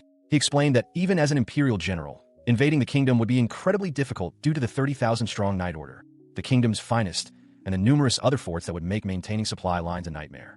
A wave of relief washed over Cyrus. His relief was short-lived, however, as his hand hovered over the ground. A new, unsettling possibility entered his mind. He wondered what might happen if a different strategy were employed. He took a stick and began to sketch a crude map in the dirt, his movements deliberate as the mercenary Weiss watched him. As his maid looked on, he explained the strategic layout, pointing out the gap in the great mountain range dividing the two countries. He identified the main path to the capital and the location of the Southern Gate Fort, noting that advancing would be difficult due to the powerful nobles in the region. His explanation, however, was truly for Weiss. He posed a hypothetical. What if an invading army bypassed the fort entirely? He suggested a flanking maneuver, with a portion of the army splitting off to travel through a narrow passage in the Demon Realm, right on the edge of the Hyremi Viscounts. He traced the theoretical path in the dirt, explaining that this would allow for a surprise attack on the Estel territory. From there, they could escape through the Cornell barony and march straight to the capital, avoiding all other lords and fortresses. Weiss's expression grew serious as he listened. Sensing the mercenary's intense gaze, he quickly shifted his demeanor, claiming he was just curious after reading something similar in a book and was worried their home might become a battlefield. He feigned a small yelp, noting to himself how intensely Weiss was staring. Weiss called the thought very interesting, but immediately stated there were 5 reasons it would be difficult to achieve. He then asked why the young master would even conceive of such a plan. Cyrus replied simply that it seemed like the easiest route, all while internally weighing how to proceed without making Weiss too guarded. The mercenary began to list the reasons. First, it would require a large, mobile force, which is a weakness. Second, they would have to pass through the dangerous Demon Realm. Third, Imperial soldiers lack the local knowledge to cross it safely. Fourth, the undeveloped roads would make establishing a supply line difficult. And fifth, it would require perfect coordination with the main force over a great distance. Cyrus simply feigned innocent curiosity. He concluded his assessment, stating that with no roads, unfamiliar terrain, difficult supply lines, and guaranteed encounters with monsters, marching a large army through that route was unrealistic. He deemed the plan impossible. Cyrus feigned relief, but a historical truth remained. In 12 years, that is exactly what would happen. While outwardly calm, Cyrus's mind raced. He knew Weiss was familiar with that terrain because it was the route he took to the Empire. Weiss already knew the dangers of the Demon Realm that the Imperial Army did not. He was the one who developed the road from Estel to Tigun. In the future, his cavalry would use that route, securing food by raiding during harvest seasons. The commander who led this devastating attack was known as the Swift Black Falcon. He cheerfully declared that he must have been worrying needlessly. Weiss replied that the idea was interesting and had opened his eyes. Cyrus apologized for bringing up something strange, but internally, he had found the final piece of the puzzle. It was because of this man's betrayal that his nemesis, a foe he had yet to meet in this new life, had managed to advance so readily. He listened intently as Weiss continued his analysis, pointing out a critical flaw in the hypothetical invasion. The Empire would need a defensive base to guard their rear. Without one, the mercenary explained, an attack from Marquis Hasburg would lead to their complete annihilation. Before he could elaborate further, Cyrus interjected with a seemingly innocent question, asking where Weiss himself would establish such a base if he were the Empire's general. Internally, the boys celebrated, already knowing the answer. After a moment's thought, Weiss identified the likely location, Tigun Mountain. His answer was exactly what Cyrus had anticipated. With a triumphant cry, he revealed that this was precisely how the invasion route was created. A map detailed the path, from the Graphonia Empire, through the Demon Realm, past the Southern Gate Fort, and into the Tigun region, using the very territories he had outlined before. He added that they had also planned to use that route to get to the border. He looked at the mercenary, his internal thoughts turning grim. This was not the time for friendship. To face the challenges ahead, He had no choice but to borrow the power of the greatest strategist he knew. As this realization settled, Weiss's attention was drawn away. His expression turned serious as he asked about an urgent matter he had been summoned to discuss. Standing before the steward Raymond, Cyrus explains his desire to present a proposal to his parents as soon as possible, though he still needs to refine the details. Raymond apologizes for taking up the boy's time, but Cyrus insists he doesn't mind. Eager to begin, he asks Raymond to lend him his power. The steward gives his immediate, unspoken consent. Just as they are about to proceed, the maid enters the room, announcing that she has brought refreshments for them. Taking a seat, Raymond smiles gently and quotes an old saying, advising that haste makes waste. Cyrus takes a sip from his cup, the warm drink soothing him as Raymond watches over him from across the room. His composure regained, he informs Raymond that he has 2 proposals to discuss and asks for a moment to give a brief outline. He begins with the first proposal, which concerns the future of the refugees. Cyrus argues that maintaining the current situation is untenable and that they should seize the opportunity to accept the refugees as new citizens, thereby increasing the territory's production power. Raymond notes that the government holds a similar view, but presses the boy on how he actually plans to integrate them. In response, Cyrus declares his solution: recruit them and establish a new settlement on T-Gun Mountain. Raymond immediately asks why he believes T-Gun is the proper place. Cyrus, feeling the steward's perceptive gaze, explains that it's because the refugees are primarily from the Gorman and Hyarimi territories. He elaborates, pointing to a map. T-Gun is a remote location, close to both of their home territories, but difficult for them to observe. He acknowledges the threat of bandits and monsters in such regions, but notes T-Gun's natural defenses make it safe. As a final point, he reveals his long-term plan to use the settlement as a base to explore the dangerous but treasure-filled Demon Realm. Raymond listened to the proposal before raising a related matter.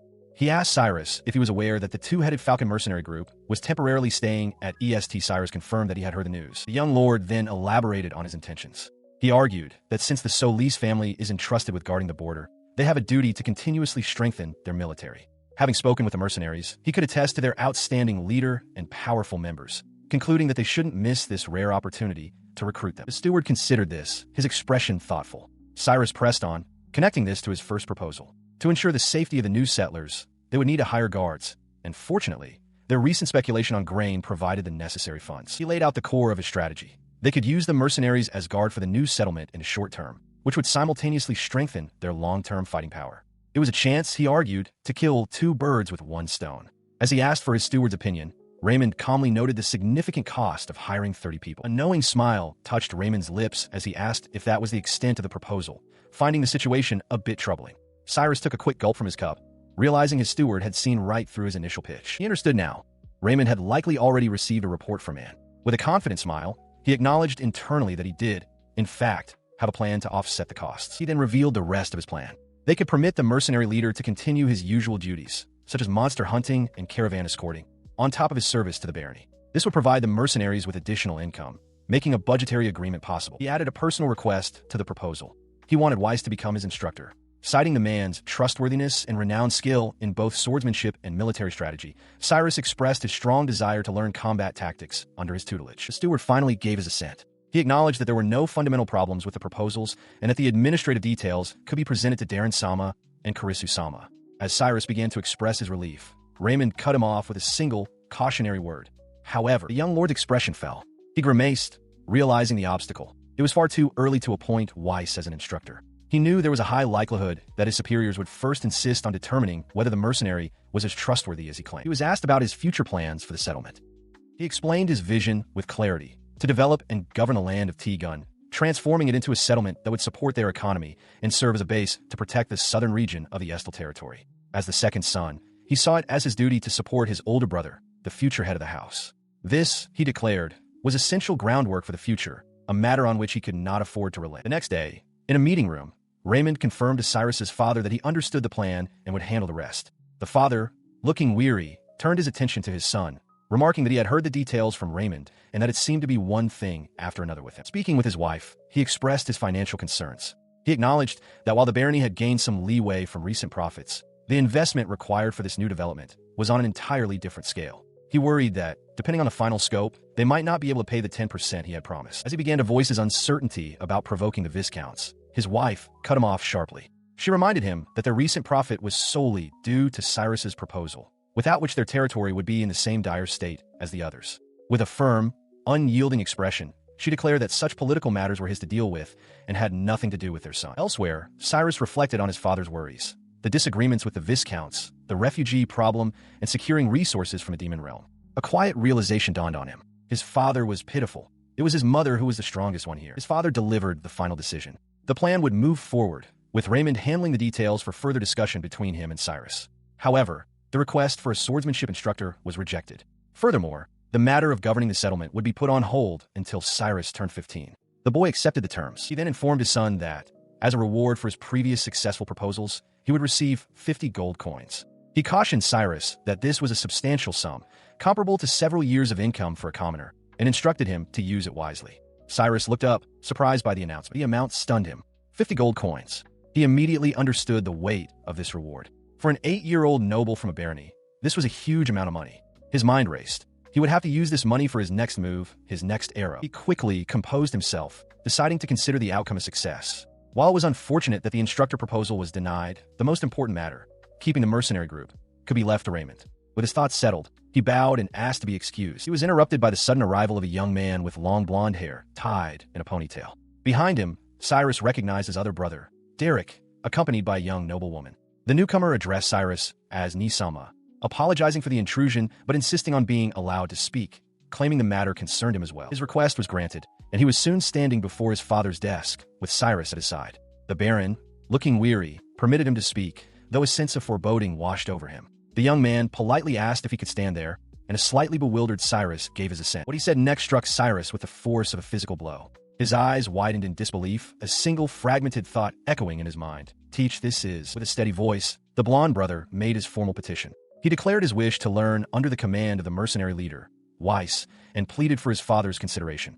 The proposal was so unexpected, the idea of reinforcement so shocking, that it left Cyrus utterly stunned. The young man, however, remained perfectly composed, his gaze fixed and determined. In his father's study, Derek makes a formal request on behalf of himself and his younger brother, Cyrus. He states their shared desire to learn under the tutelage of a mercenary group leader. This sudden proposal catches their parents off guard. Their father, looking over from his desk, questions Derek about the abruptness of his decision, while their mother watches with a concerned expression. After a moment, he invites his son to elaborate on his reasoning. Standing beside his older brother, Cyrus eagerly affirms their intent with a loud yes. The young man begins to lay out his case, reminding his father of the established 9 levels of swordsmanship. He explains that this hierarchy, from oblivious to sword god, gives practitioners a clear understanding of their own standing. He then directs his argument to his father, noting that while the soldiers of the Solis barony are known for their courage, few are truly proficient with the sword. His father listens, conceding that his son is correct. He continues, pointing out that since the other 2 available sword masters have been knighted and now hold managerial roles, it has become difficult to receive proper instruction from them. Cyrus is visibly impressed by the depth of his brother's foresight. His brother's thoroughness prompts an internal reflection from Cyrus. He recalls that in the previous timeline, Derek became a sword saint at the young age of 16. Even now, he is showing immense potential and has reportedly begun manifesting light magic, a rare ability in the kingdom. This line of thinking leads him to a startling conclusion. He realizes with a jolt that his brother seems to be developing roughly 3 years faster than he did in the previous history, a thought that makes him whisper Derek's name in disbelief. As Cyrus processes this revelation, his father, convinced by Derek's argument, agrees to the request. He states that he understands and offers to have Raymond arrange things, especially if Cyrus is unsatisfied with his current training partner. He then begins to make a suggestion, saying that if it is a sword expert they want, he might have someone in mind. Before he can finish, Cyrus interrupts him, simply addressing him as father. He was met with a single, cutting thought from his youngest son. How naive of you. Cyrus then roared the reason for his father's naivety, declaring that Sir Weiss's swordsmanship had already reached the level of a sword demon. Compared to his father, he explained, Weiss was an entire level ahead. The Baron could only recoil in shock, his mind reeling from the revelation. The impact of the news was so great that the Baron slumped forward onto the table, utterly defeated. His wife, Derek, and Cyrus watched the silent aftermath. Derek, with a confident wink, addressed his father, stating that he understood his concerns. He agreed that it was fine, but they would have to wait until after his father had looked into Weiss before a final decision was made. The Baron, still processing, seemed to concede. With so much having transpired, the meeting came to a close. Afterward, the Baron ordered his people to begin a thorough investigation into Weiss and his mercenary group. Cyrus reflected that his brother's sudden support had truly saved him this time, though he was left wondering what had caused Derek's sudden surge in growth. Behind him, Derek celebrated their victory, confident they would be permitted to train with Weiss once enough information was gathered. The older brother's motivation was simple. He had done his absolute best to ensure he wouldn't lose his place after seeing how talented his little brother was. This understanding prompted Cyrus to apologize to Derek for accidentally riling him up again. Derek simply replied that it was fine, and Cyrus finally understood the reason for his brother's strange behavior. Time passes. At the Mercenary group's temporary training ground in the suburbs of Est, an 11-year-old Solis von Derek rests a sword on his shoulder. He announces with a weary but satisfied yawn that they'll be stopping for the day, thanking their instructor for the lesson. He wipes the sweat from his brow, thanking Weiss profusely. The mercenary leader stands beside a smiling Cyrus, observing the boy's progress. He slept soundly, exhausted from his training. 3 months have passed since the brothers began studying under Weiss. Now 8 years old, Cyrus is brimming with energy, laughing boisterously. His older brother, Derek, still sleepy, wonders aloud where he gets it all from, calling him sloppy. Cyrus, however, was more impressed by his brother's rapid advancement. He reflected on how Weiss's teachings were strict, yet Derek absorbed them with incredible speed, his talents blossoming. Cyrus asked if he was already a sword expert, recalling their father's shock at his progress. He mused that Derek had shot past the swordsman and veteran ranks so quickly that ordinary soldiers would no longer be a match for him. Their training regimen was consistent. 3 times a week, split between the temporary training grounds and their own mansion's courtyard. He smiled, a bit bashful, and attributed his success to having a good teacher. In stark contrast, Cyrus felt pathetically useless. He lamented that he was still just a trainee, unable to graduate. The thought that he couldn't even compare to other 8-year-olds with swordsmanship skills made him feel deeply ashamed. He sat dejectedly by a tree, thinking that he should be learning just as much as his brother under their great teacher, but felt he was falling short. Nearby, Weiss watched him silently, while Derek napped against a tree trunk. He let out a long, weary sigh. Despite his personal frustrations with his own progress, his larger plans were unfolding smoothly. Both the swordsmanship training and the preparations for the settlement group were proceeding almost exactly as he had envisioned. His mind turned to the details of the settlement. He had already dispatched field investigators, including some employed refugees, to the T-Gun settlement area.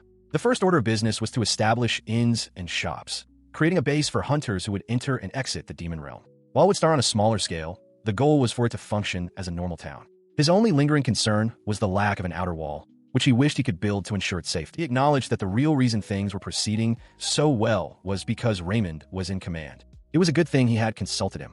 The mercenary group was also contributing, taking turns visiting the settlement. Apparently, the advance party had welcomed them, and they were now working together to improve the town. The main construction team was scheduled to be sent in 6 months to formally establish the settlement. As he was lost in thought, his brother's voice cut through. "Hey, Takir." Cyrus turned, answering his call. His mind briefly returned to their arrangements. Weiss was involved with the settlement through his vice captain and traveled between Est and the new settlement to continue their training. As for the larger agreement, the Baron Solis household and the mercenary group had settled on an initial 2-year contract, with the option to renew it annually thereafter. He sat wearily, trying to ignore his brother Derek, who brandished a wooden sword with boundless energy. Derek insisted he had rested enough and demanded a fight, but Cyrus could only ask to be left alone. His brother laughed, grabbing him by the shoulders and warning that if he kept this up, he'd be a trainee forever. Cyrus's face fell in shock at the taunt. Nearby, Weiss watched, thinking to himself that Cyrus just needed a break and that he was confident the boy could succeed. But his thoughts were already elsewhere, soaring over the landscape. He could now fully focus on creating countermeasures for the 5 great calamities. Later, in his room, while he was studying at his desk, and knocked and entered. She announced that a delivery had arrived for him from the workshop. He immediately understood.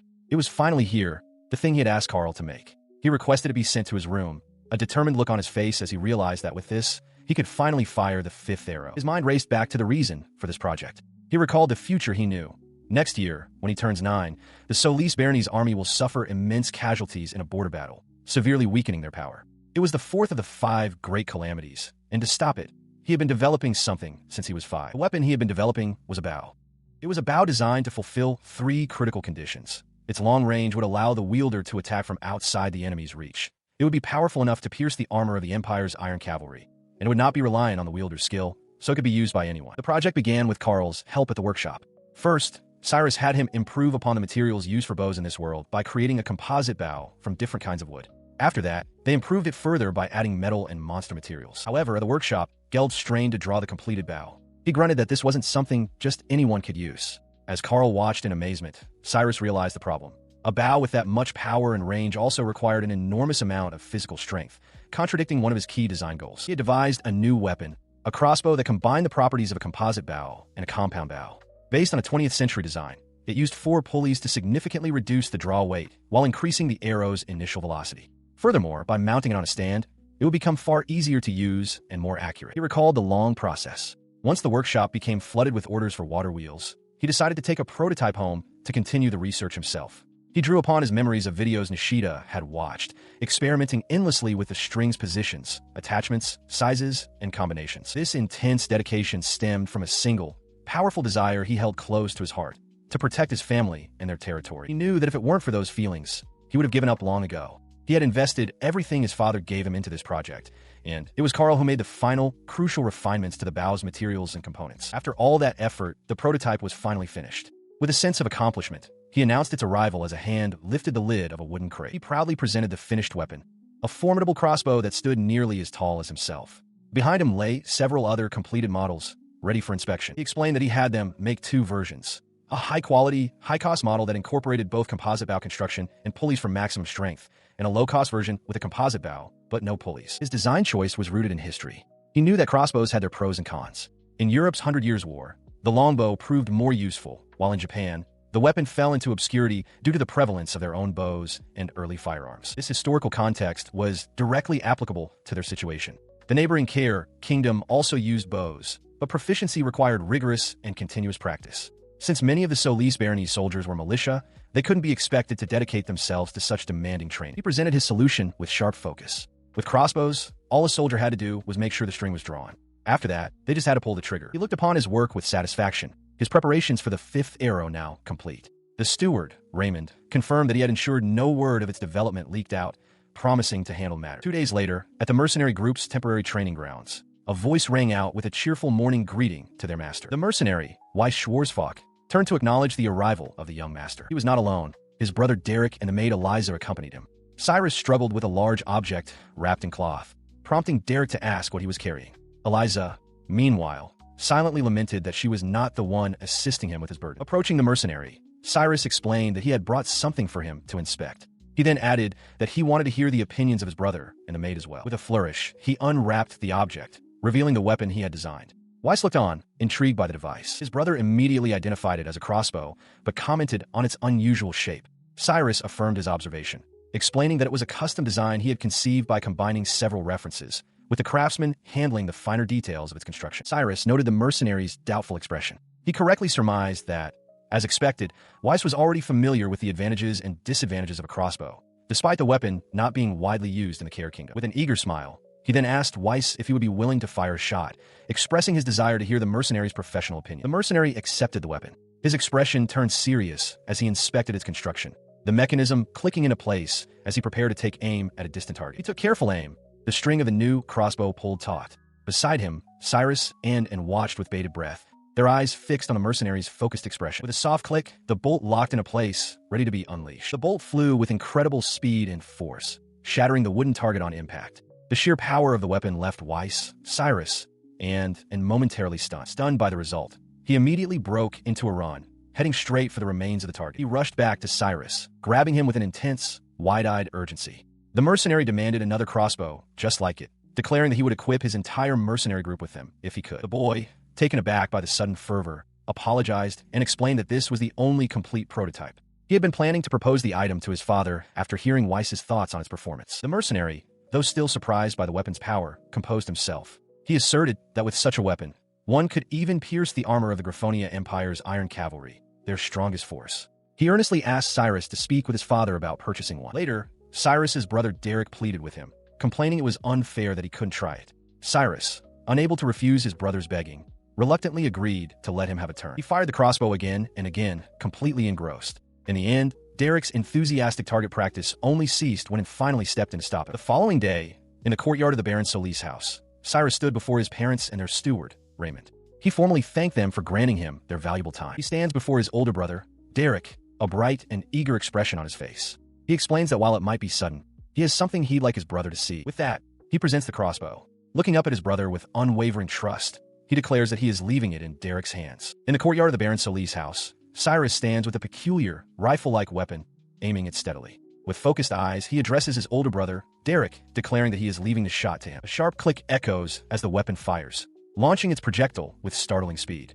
Derek, Raymond, and can only watch. Their face is a mixture of shock and astonishment at the sudden discharge. The bolt strikes true. Cyrus throws a triumphant fist into the air, shouting that he hit the bullseye. Derek, however, is left utterly speechless, stammering in disbelief at what he just witnessed. He recovers, his gaze fixed on the strange weapon. Derek comments on its unusual shape and incredible power, asking Cyrus if he conceived of it from his books.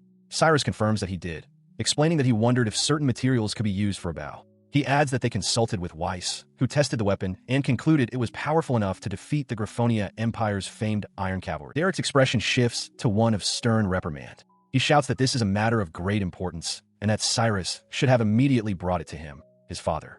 Cyrus looks away sheepishly, acknowledging that he was scolded. His tone softens as he considers the implications. More importantly, Derek muses this weapon could greatly aid their territory, empowering citizens who lack strength and experience. From the side, Raymond quietly agrees. Cyrus, addressed as Takir-sama, looks up with renewed purpose. Raymond steps in with a critical question for the two brothers. He asks if they know why crossbows are not more common, pointing out their critical weakness. The difficulty in reloading makes them inferior to longbows in terms of firing rate. In response, Cyrus and Derek stand together, their expressions resolute. Derek announces that they have a proposal to address that very problem. With and watching from behind, he declares that it is time to begin preparations for the war that will arrive in 1 year's time. Cyrus elaborates on their plan, suggesting they begin mass-producing the new weapon to arm their forces as soon as possible. Derek listens intently, his mind on their greatest threat, the Empire's iron cavalry. He knows that if they were to attack in force, their territory would be completely overwhelmed. He continues, explaining that while their current arrows cannot pierce the enemy's armor, this new weapon can easily penetrate steel. With it, even a child like him could fell an armored knight. Cyrus points out that their army numbers only 400, but equipping them with this weapon could turn the tide of war. For that reason, he believes they must keep it a secret to secure their advantage. Derek agrees. His brother, Derek, considered the proposal with a serious expression. He acknowledged that mass-producing the new weapon would be amazing, but pointed out the need to also increase the number of people who could use it. He posed a hypothetical, training around 10% of the territory's population. He confidently replied that acquiring around 800 archers was neither an exaggeration nor an optimistic guess. To achieve this, he explained, the archery range would not be exclusively for soldiers.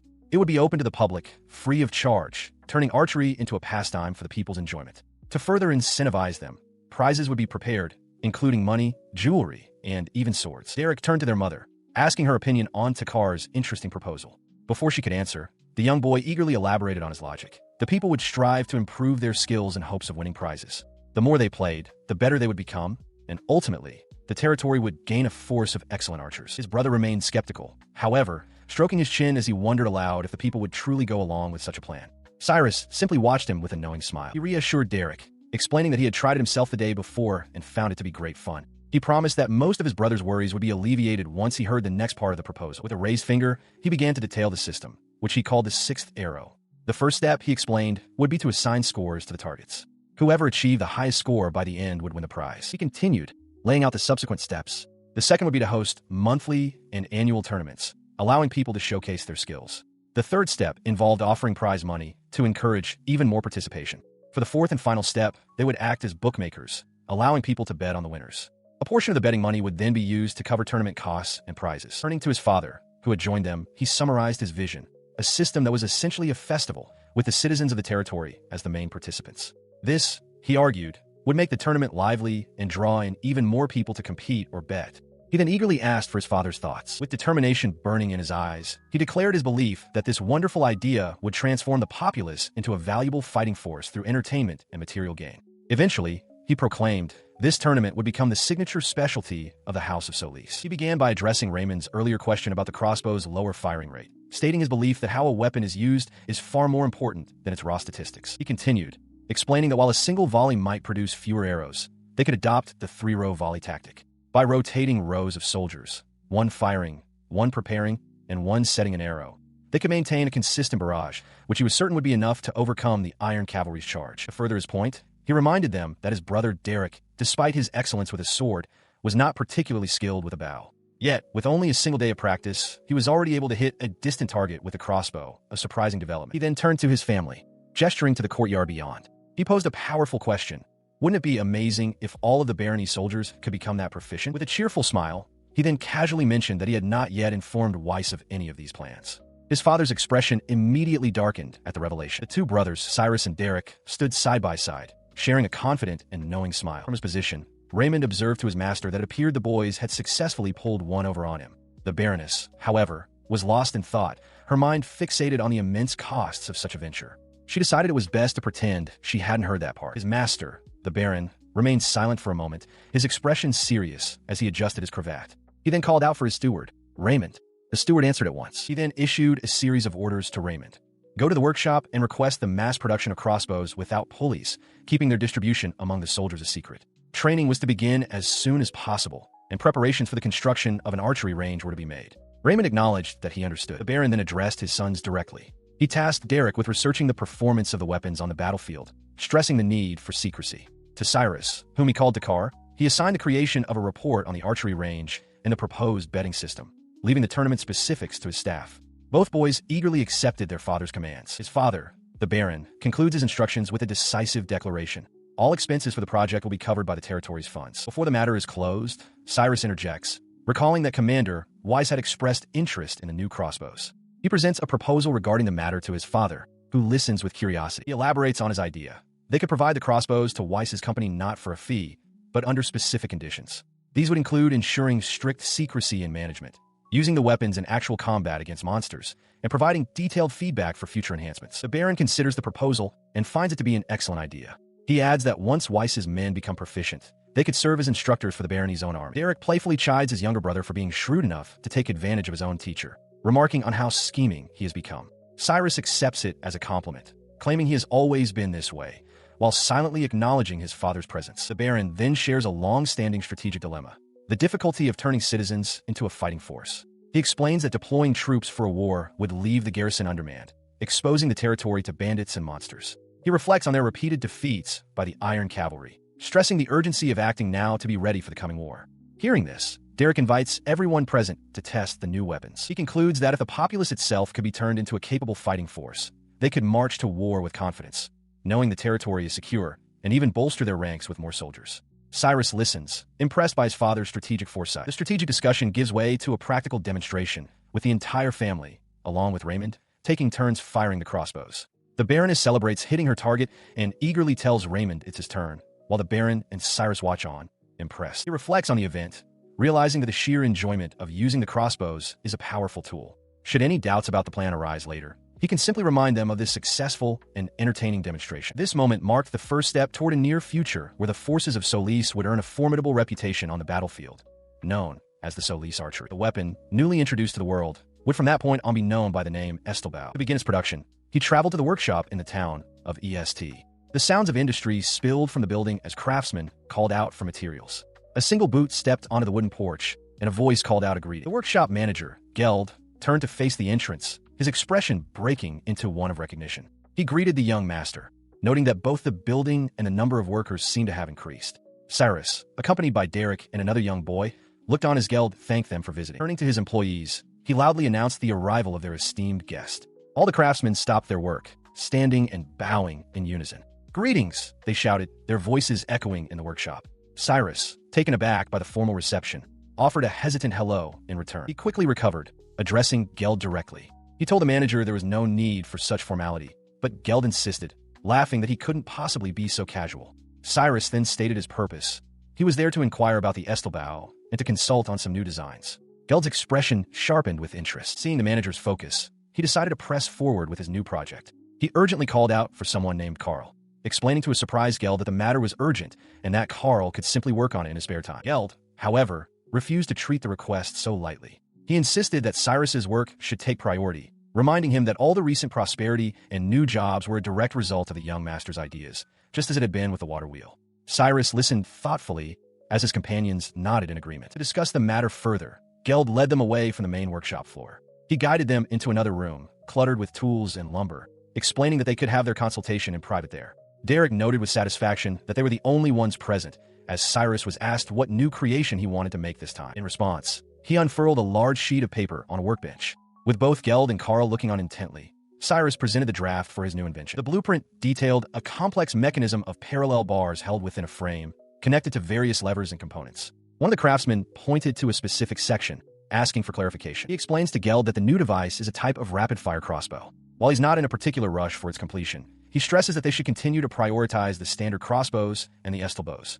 Geld nods in understanding. Pointing to the blueprint, he details the mechanism. A magazine would hold a bundle of arrows, and by pulling a lever back and forth, the weapon would both load and fire automatically. Carl listens intently to the explanation. The weapon, he reveals, is known as the Zhuge crossbow. He internally muses that it was said to be invented by the genius strategist Zhuge Liang, though whether that was historical truth or simply a legend passed down through time was unimportant now. He recalls seeing it in videos from his past life, admitting that this project is largely for his own personal interest. Still, he sees no harm in developing a weapon faster than a bow, even if it's not as fast as a machine gun.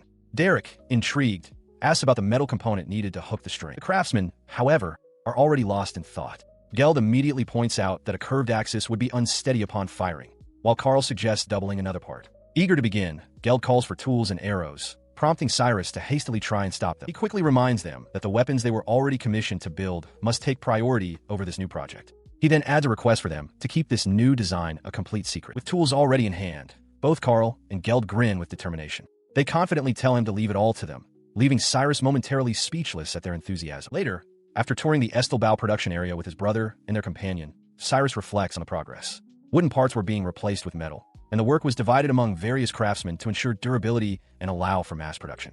At this rate, he thinks they will have the bare minimum needed for the border war next year. He felt a sense of relief, knowing that not long after his visit, the first mass-produced versions of the bow were completed. Apparently, Weiss had personally visited his father the day after being shown the crossbow, securing the necessary amount for his mercenary group. The mercenaries have not only been using the Estbows and providing feedback, but they have also begun researching a 3-row volley tactic, just as his father requested. In the original history, the war set to occur next year was a small-scale battle led by 2 marquisates. However, it was a conflict that resulted in the Solis barony losing 40% of its army. Now, a significant difference has altered this historical course. The key factors for this change are numerous. Firstly, the Estbows provide a direct counter to the enemy's main force, the Iron Cavalry. Secondly, these bows have allowed for a drastic increase in the number of archers.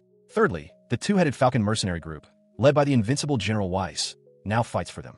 And fourthly, they possess a detailed historical record of the Care Kingdom's military collapse. Despite these advantages, Cyrus worried. He harbored reservations about their supposed allies, the Gorman Viscountcy, sensing they could not be trusted. This gnawing anxiety made him realize he needed another card to play, a contingency to ensure their victory. One day, while sitting outside with his brother Derek, the older boy noticed his troubled expression and asked what was wrong. Cyrus began to explain his concerns about his magic, specifically his light magic, noting that it is quite rare in the Care Kingdom. Derek acknowledged that this was true. Overwhelmed by his thoughts, Cyrus clasped his hands together and pleaded with his brother to hear him out. Though slightly taken aback, Derek gave a simple nod, telling him to go on. He confessed the source of his distress. His light magic wasn't working as it should. Derek's eyes widened in shock as he asked if what Cyrus was saying was true. Cyrus confirmed it, explaining that he wouldn't be so downcast if everything were normal. Understanding the gravity of the situation, Derek suggested they should go to their father. The suggestion sparked something in Cyrus's mind. A brilliant idea suddenly struck him. "This can work," he exclaimed. Derek, ever the pragmatist, reminded him they needed to see their father first, resignedly adding that he would probably get scolded again. His internal monologue raced with newfound confidence. The plan he conceived would be a first-time killer, a tactic so novel the enemy would have no way to counter it. With this, he was certain they could achieve victory against the Empire's vaunted Iron Cavalry, just as the war was about to be formally announced. The history of Baron Solis is one of ruinous omens. In the Care calendar, year 502, Marquis God the Griffonia Empire invaded the Care Kingdom. While Marquis Habsburg led the neighboring nobles to intercept, Baron Solis's army was isolated, losing 40% of its troops. Though they held their ground and stopped the invasion, the Imperial Army's morale remained high. Both sides claimed victory, but the border was stained with the blood of the kingdom's soldiers, a great lament for the citizens of Estbow. This history weighs heavily on the present. One sweltering summer day, a messenger from Marquis Habsburg arrived in Estbow, interrupting the household. He delivered his urgent message. There were signs of another invasion planned by the Griffonia Empire. The orders were clear: gather the troops at the Southern Gate Fort and annihilate the enemy on the plains to the south. Young Solis Vontakir looked on, his eyes wide with shock. Their destination was the Southern Gate Plains, a battlefield bordering the Demon Realm. The Baron was to command 200 more men than his rank would normally allow. While not the 600 a Viscount might lead, it was a force sufficient to preserve their honor. Solis recalls watching the troops depart through the main gate, standing alongside the remaining members of his family. He remembers the look on his mother's face, her expression firm as she watched them go. He, too, stood by, a silent observer of the solemn procession. Now, taking a break from his self-imposed training, he sits alone, contemplating the passage of time. He figures it must be about now that his father and the others are arriving at the battlefield. He thinks back to when he was 9 years old. He had expressed his desire to join the army, but they had rejected him. His parents' words echo in his mind. His father had sternly told him that the battlefield was not a child's playground, and his mother had gently added that it was not as simple a place as he imagined. He clenches his fist, insisting to himself that he is not being naive. It is precisely because he knows the true harshness of fighting that he has been so driven to become stronger. He cannot stop thinking about it. If things go according to the history he knows, his family's army will lose 40% of its fighting strength. But he is resolved. This time, it will be different. The Solis Barony's army has advantages they never had in the previous history. While he worried, his father, the Baron, was confident in his own preparations. He believed that with the strategies of the genius known as the invincible General Weiss, their elite troops could handle any disadvantage. To be certain, he had also discussed the Iron Cavalry's tactics and potential counters with the general. His confidence stemmed from key changes to the Solis Barony's army structure. The formal archer position had been eliminated. In its place, every soldier, including the cavalry, was equipped with an Estbow, a weapon so effective that even conscripts could use it without skill. This, combined with a significant increase in cavalry numbers compared to the previous history, was a major advantage. The increase was possible because 2 years ago, when grain prices surged, his father had made some strategic moves. While other territories suffered from famine, slaughtering, or selling their horses for food, the Baron had seized the opportunity. He acquired many horses, particularly those suitable for military use, under the convincing excuse that they were needed to help evacuate citizens from their settlements. The results were substantial. The cavalry, which previously numbered under 100, now exceeded 200 with the inclusion of mercenaries. As part of their contract, the two-headed Falcon mercenary group received priority for the new war horses. This abundance also allowed for more regular troops to be converted into cavalry units. Back at the estate, Cyrus sat alone, clutching a wooden sword. He felt he had done everything he could. As a child, he could do nothing more but stay behind and wait for good news. The thought vexed him, but he closed his eyes and prayed, pleading for them to get through this fourth calamity safely. As he prayed, his mother stood nearby, her expression somber as a single feather drifted past her. Cyrus looked up, his silent plea continuing, for them to overcome. She gazed up at the sky, watching 2 birds soar freely as the unspoken prayer concluded. This tribe. The scene shifts to the Southern Gate Plains, near the border. There, on the far right wing of the Kair Kingdom's forces, Derek sat in his armor, a commander in the Solis-Cornell Barony alliance. A subordinate called out his name. He was approached by Weiss, who reported that they had finished creating the encampment with the help of earth mages lent by Baron Cornell. The trenches had been dug and traps were set. Derek acknowledged the report with a simple, "Good work." Weiss then asked for confirmation on a rumor that the Empire's invasion was caused by a problem with their line of succession.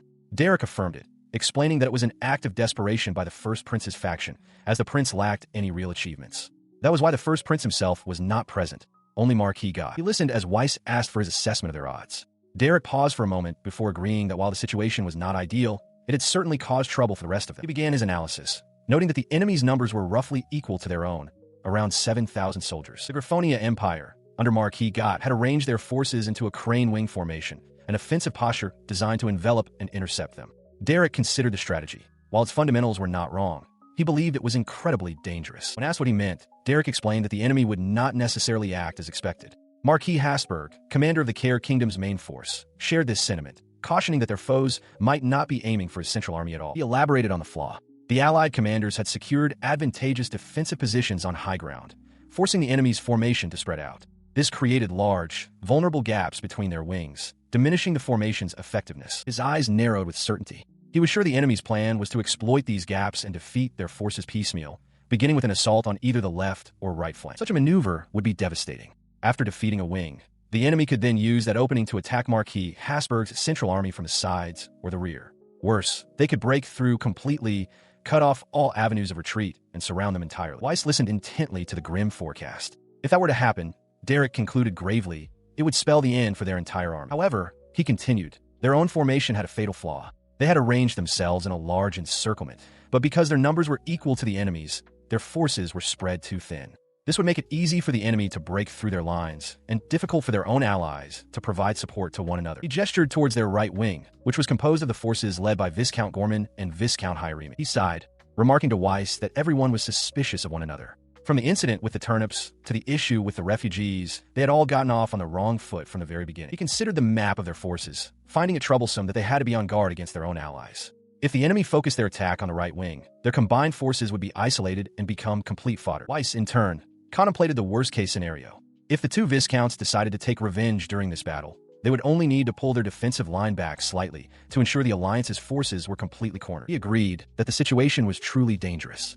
Derek added that it was highly likely the enemy had already thought of exploiting this very weakness. Their opponent's main force was Marquis Gott's Iron Cavalry, a unit with absolute confidence in its own strength. A direct, frontal assault against them would be hopeless. A smirk crossed Derek's face. That was only true, he countered, if they were to charge them from the front. He explained that there was an opening they could use, a strategy that could completely turn the tide of the battle. Weiss then detailed their own assets. They had Baron Cornell's troops, who were skilled with constructs. Furthermore, all 400 of their soldiers were equipped with Estbows, and half of that force was also cavalry. As their banners flew in the wind, the full scope of their plan began to form. Derek added one final, crucial detail. They had also made preparations for a hidden ace, a secret strategy. He continued to lay out the strategy, explaining that the enemy's left wing was led by the famously brave Viscount Silius. Derek expressed confidence that with their current measures, their odds were quite good, especially with a surprise tactic that even their own allies wouldn't anticipate. Hearing this, a confident smirk spread across Weiss's face.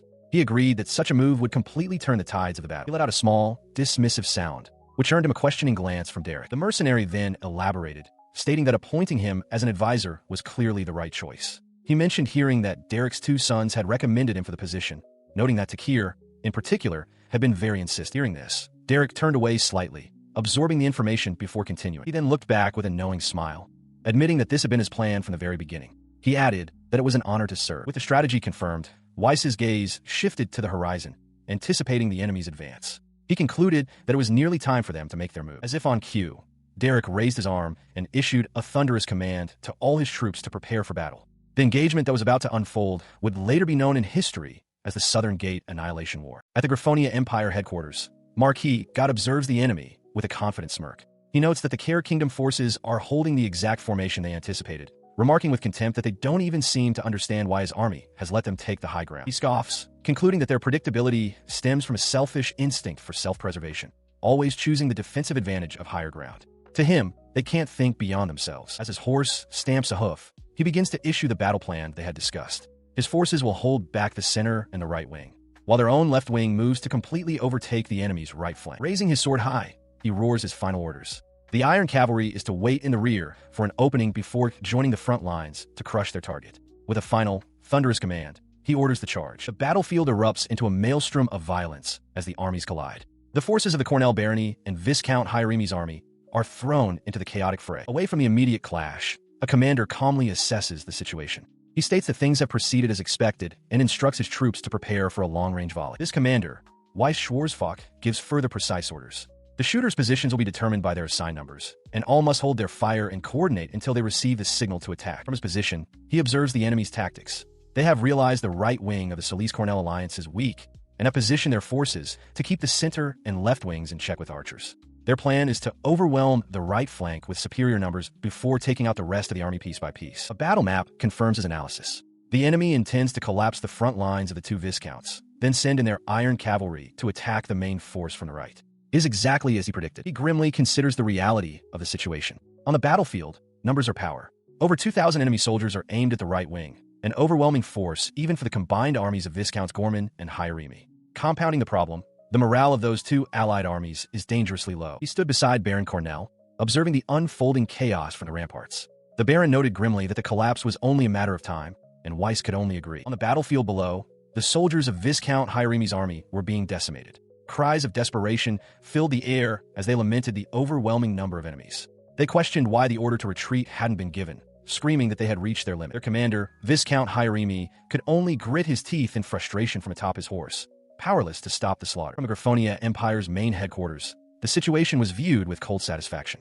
An officer noted how easily one of the enemy lines had collapsed. This sentiment was shared by Marquis Gott, who listened as an officer reported that the enemy hadn't even managed to take down half their forces. Gott smirked, observing that the other enemy contingent seemed to be holding on with stubborn resolve. That stubbornness came from Viscount Gorman's army. Gorman himself roared in fury, cursing Hieronymus as a spineless wimp.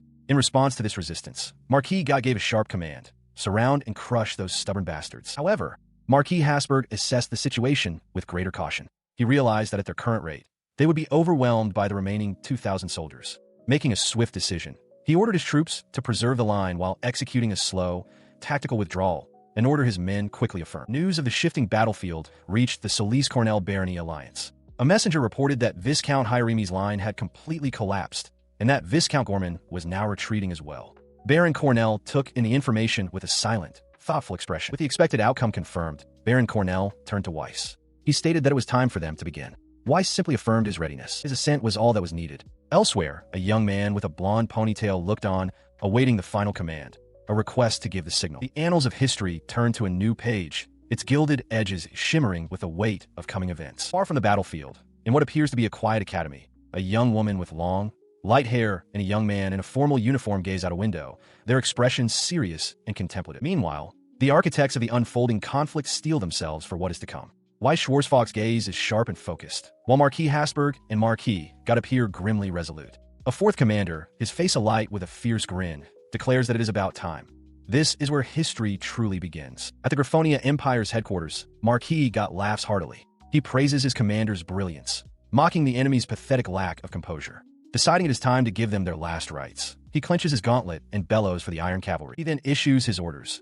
They are to completely destroy the enemy's right wing, break through from the rear, and bring him the head of the opposing Marquis. A subordinate commander, Darren, points towards the battlefield, identifying the isolated army on the far right wing as the first target. With the plan set, the Marquis roars with savage intensity, commanding his forces to destroy them all. The charge of the Iron Cavalry sends a shockwave through the opposing army. Cyrus realizes the situation has shifted in an instant, recognizing the gravity of being on a true battlefield. His fellow soldiers panic, worrying that if the center reinforcements move, the enemy will break through directly to their own Marquis. Amidst the rising chaos, one of the soldiers turns to their commander, Darren, desperately asking for orders. Darren, however, remains silent.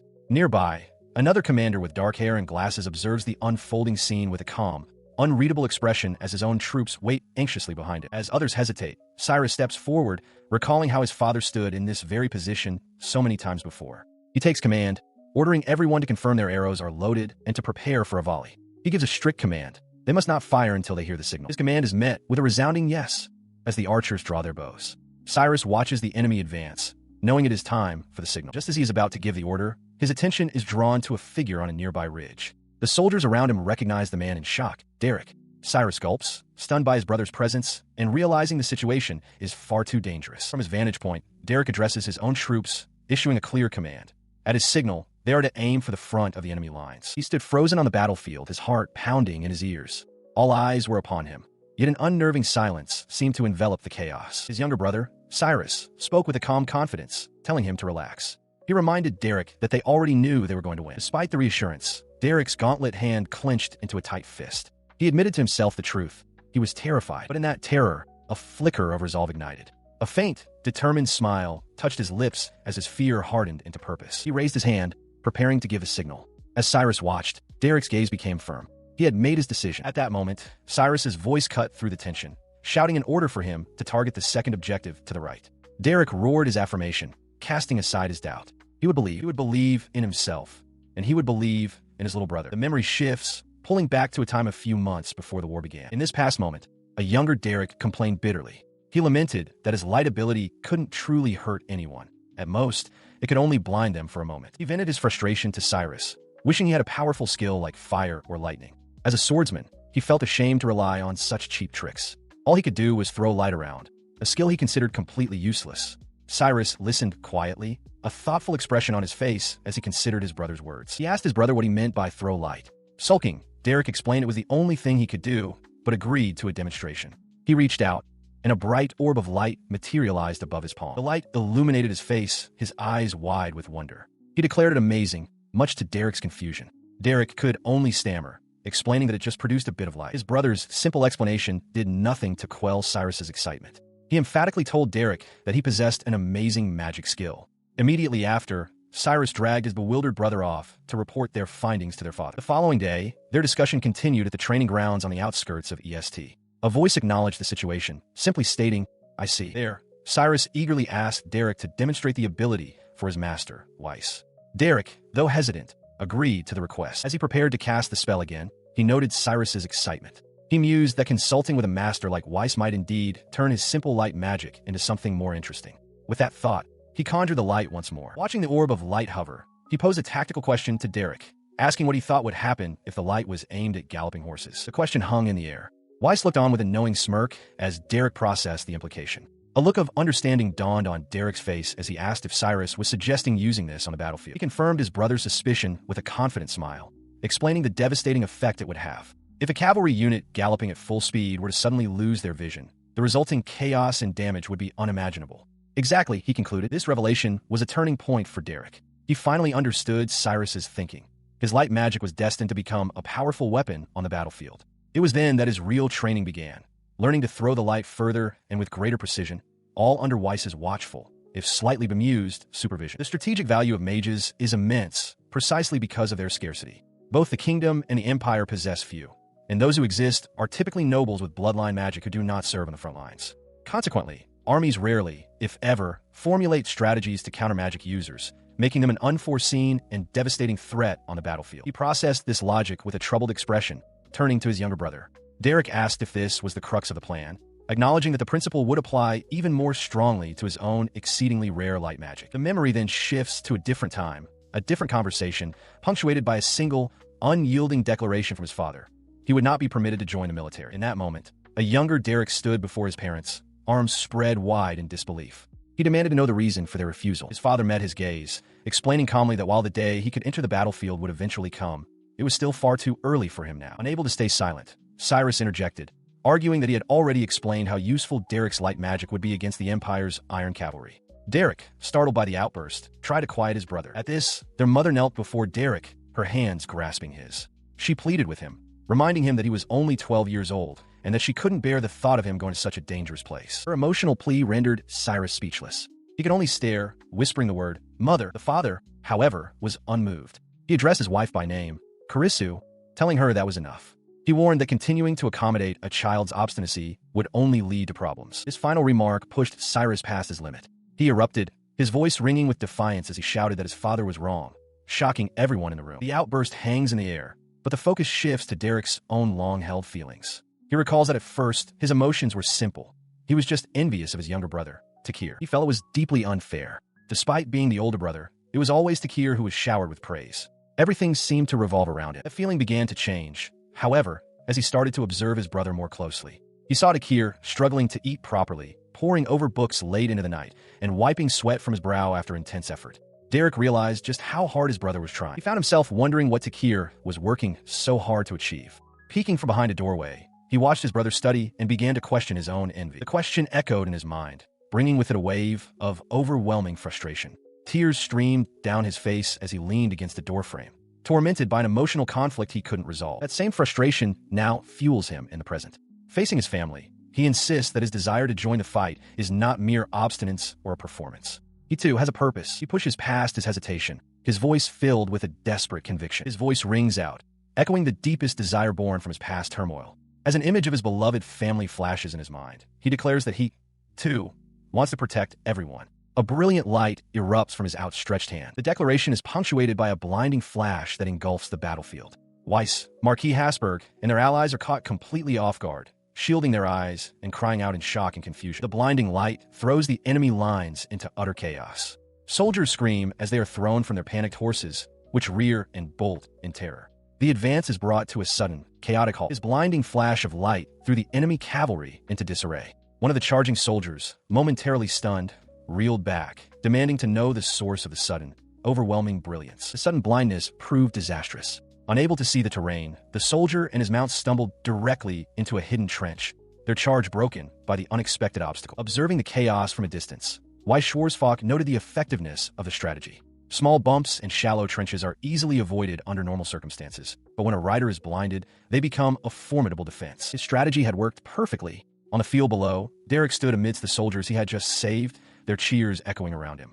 They celebrated their survival, marveling at the sight of the enemy's iron cavalry, falling one after another, and praising Derek by name. The report quickly reached the command of Marquis Hasberg's army. A rider galloped up to the Marquis, informing him that the iron cavalry had been stopped and that Baron Solis appeared to have had this contingency prepared. The Marquis listened, a thoughtful, almost amused expression crossing his face as he processed the unexpected turn of events. Elsewhere on the battlefield, Viscount Hieremi watched the proceedings with a grim, silent intensity, his own expression unreadable. The news was not received so calmly in Marquis Gott's camp. A soldier reported that a third of their iron cavalry, their strongest force, had been incapacitated. The Marquis clenched his fist in fury, refusing to believe it and roaring at the messenger to stop lying. His rage went unheard by Cyrus, who watched his younger brother from afar. A look of profound pride filled his eyes as he acknowledged Derek's accomplishment, telling him he had done very well. Derek, however, was not looking for his brother's approval. His gaze was fixed on his mentor, Weiss Schwarzfalk. He stammered, seeking his master's validation, and Weiss simply acknowledged him by name. He steps forward, his armored boots thudding softly on the ground, and offers a simple, yet profound, acknowledgement of the boy's success. Great work. He then turns his gaze toward the remaining enemy forces, telling Derek to leave the rest of them. As Derek looks up at his master, he calculates that about 2/3 of the enemy are left. He knows they must hurry and reveal their next hand, preparing everyone for long-range suppressive fire. Filled with resolve, he clenches his fists. This is Derek, eldest son of the Baron Solis family, a boy destined to one day become a sword saint, the legendary swordsman of light. His first battle began with that great flash of light, a move that garnered resentment and humiliated the Empire's forces, who were injured without even managing a decent fight. On the field below, Cyrus looks up, a sense of completion on his face. He has done what he can. His thoughts turn inward, a silent call to his own resolve. Takar.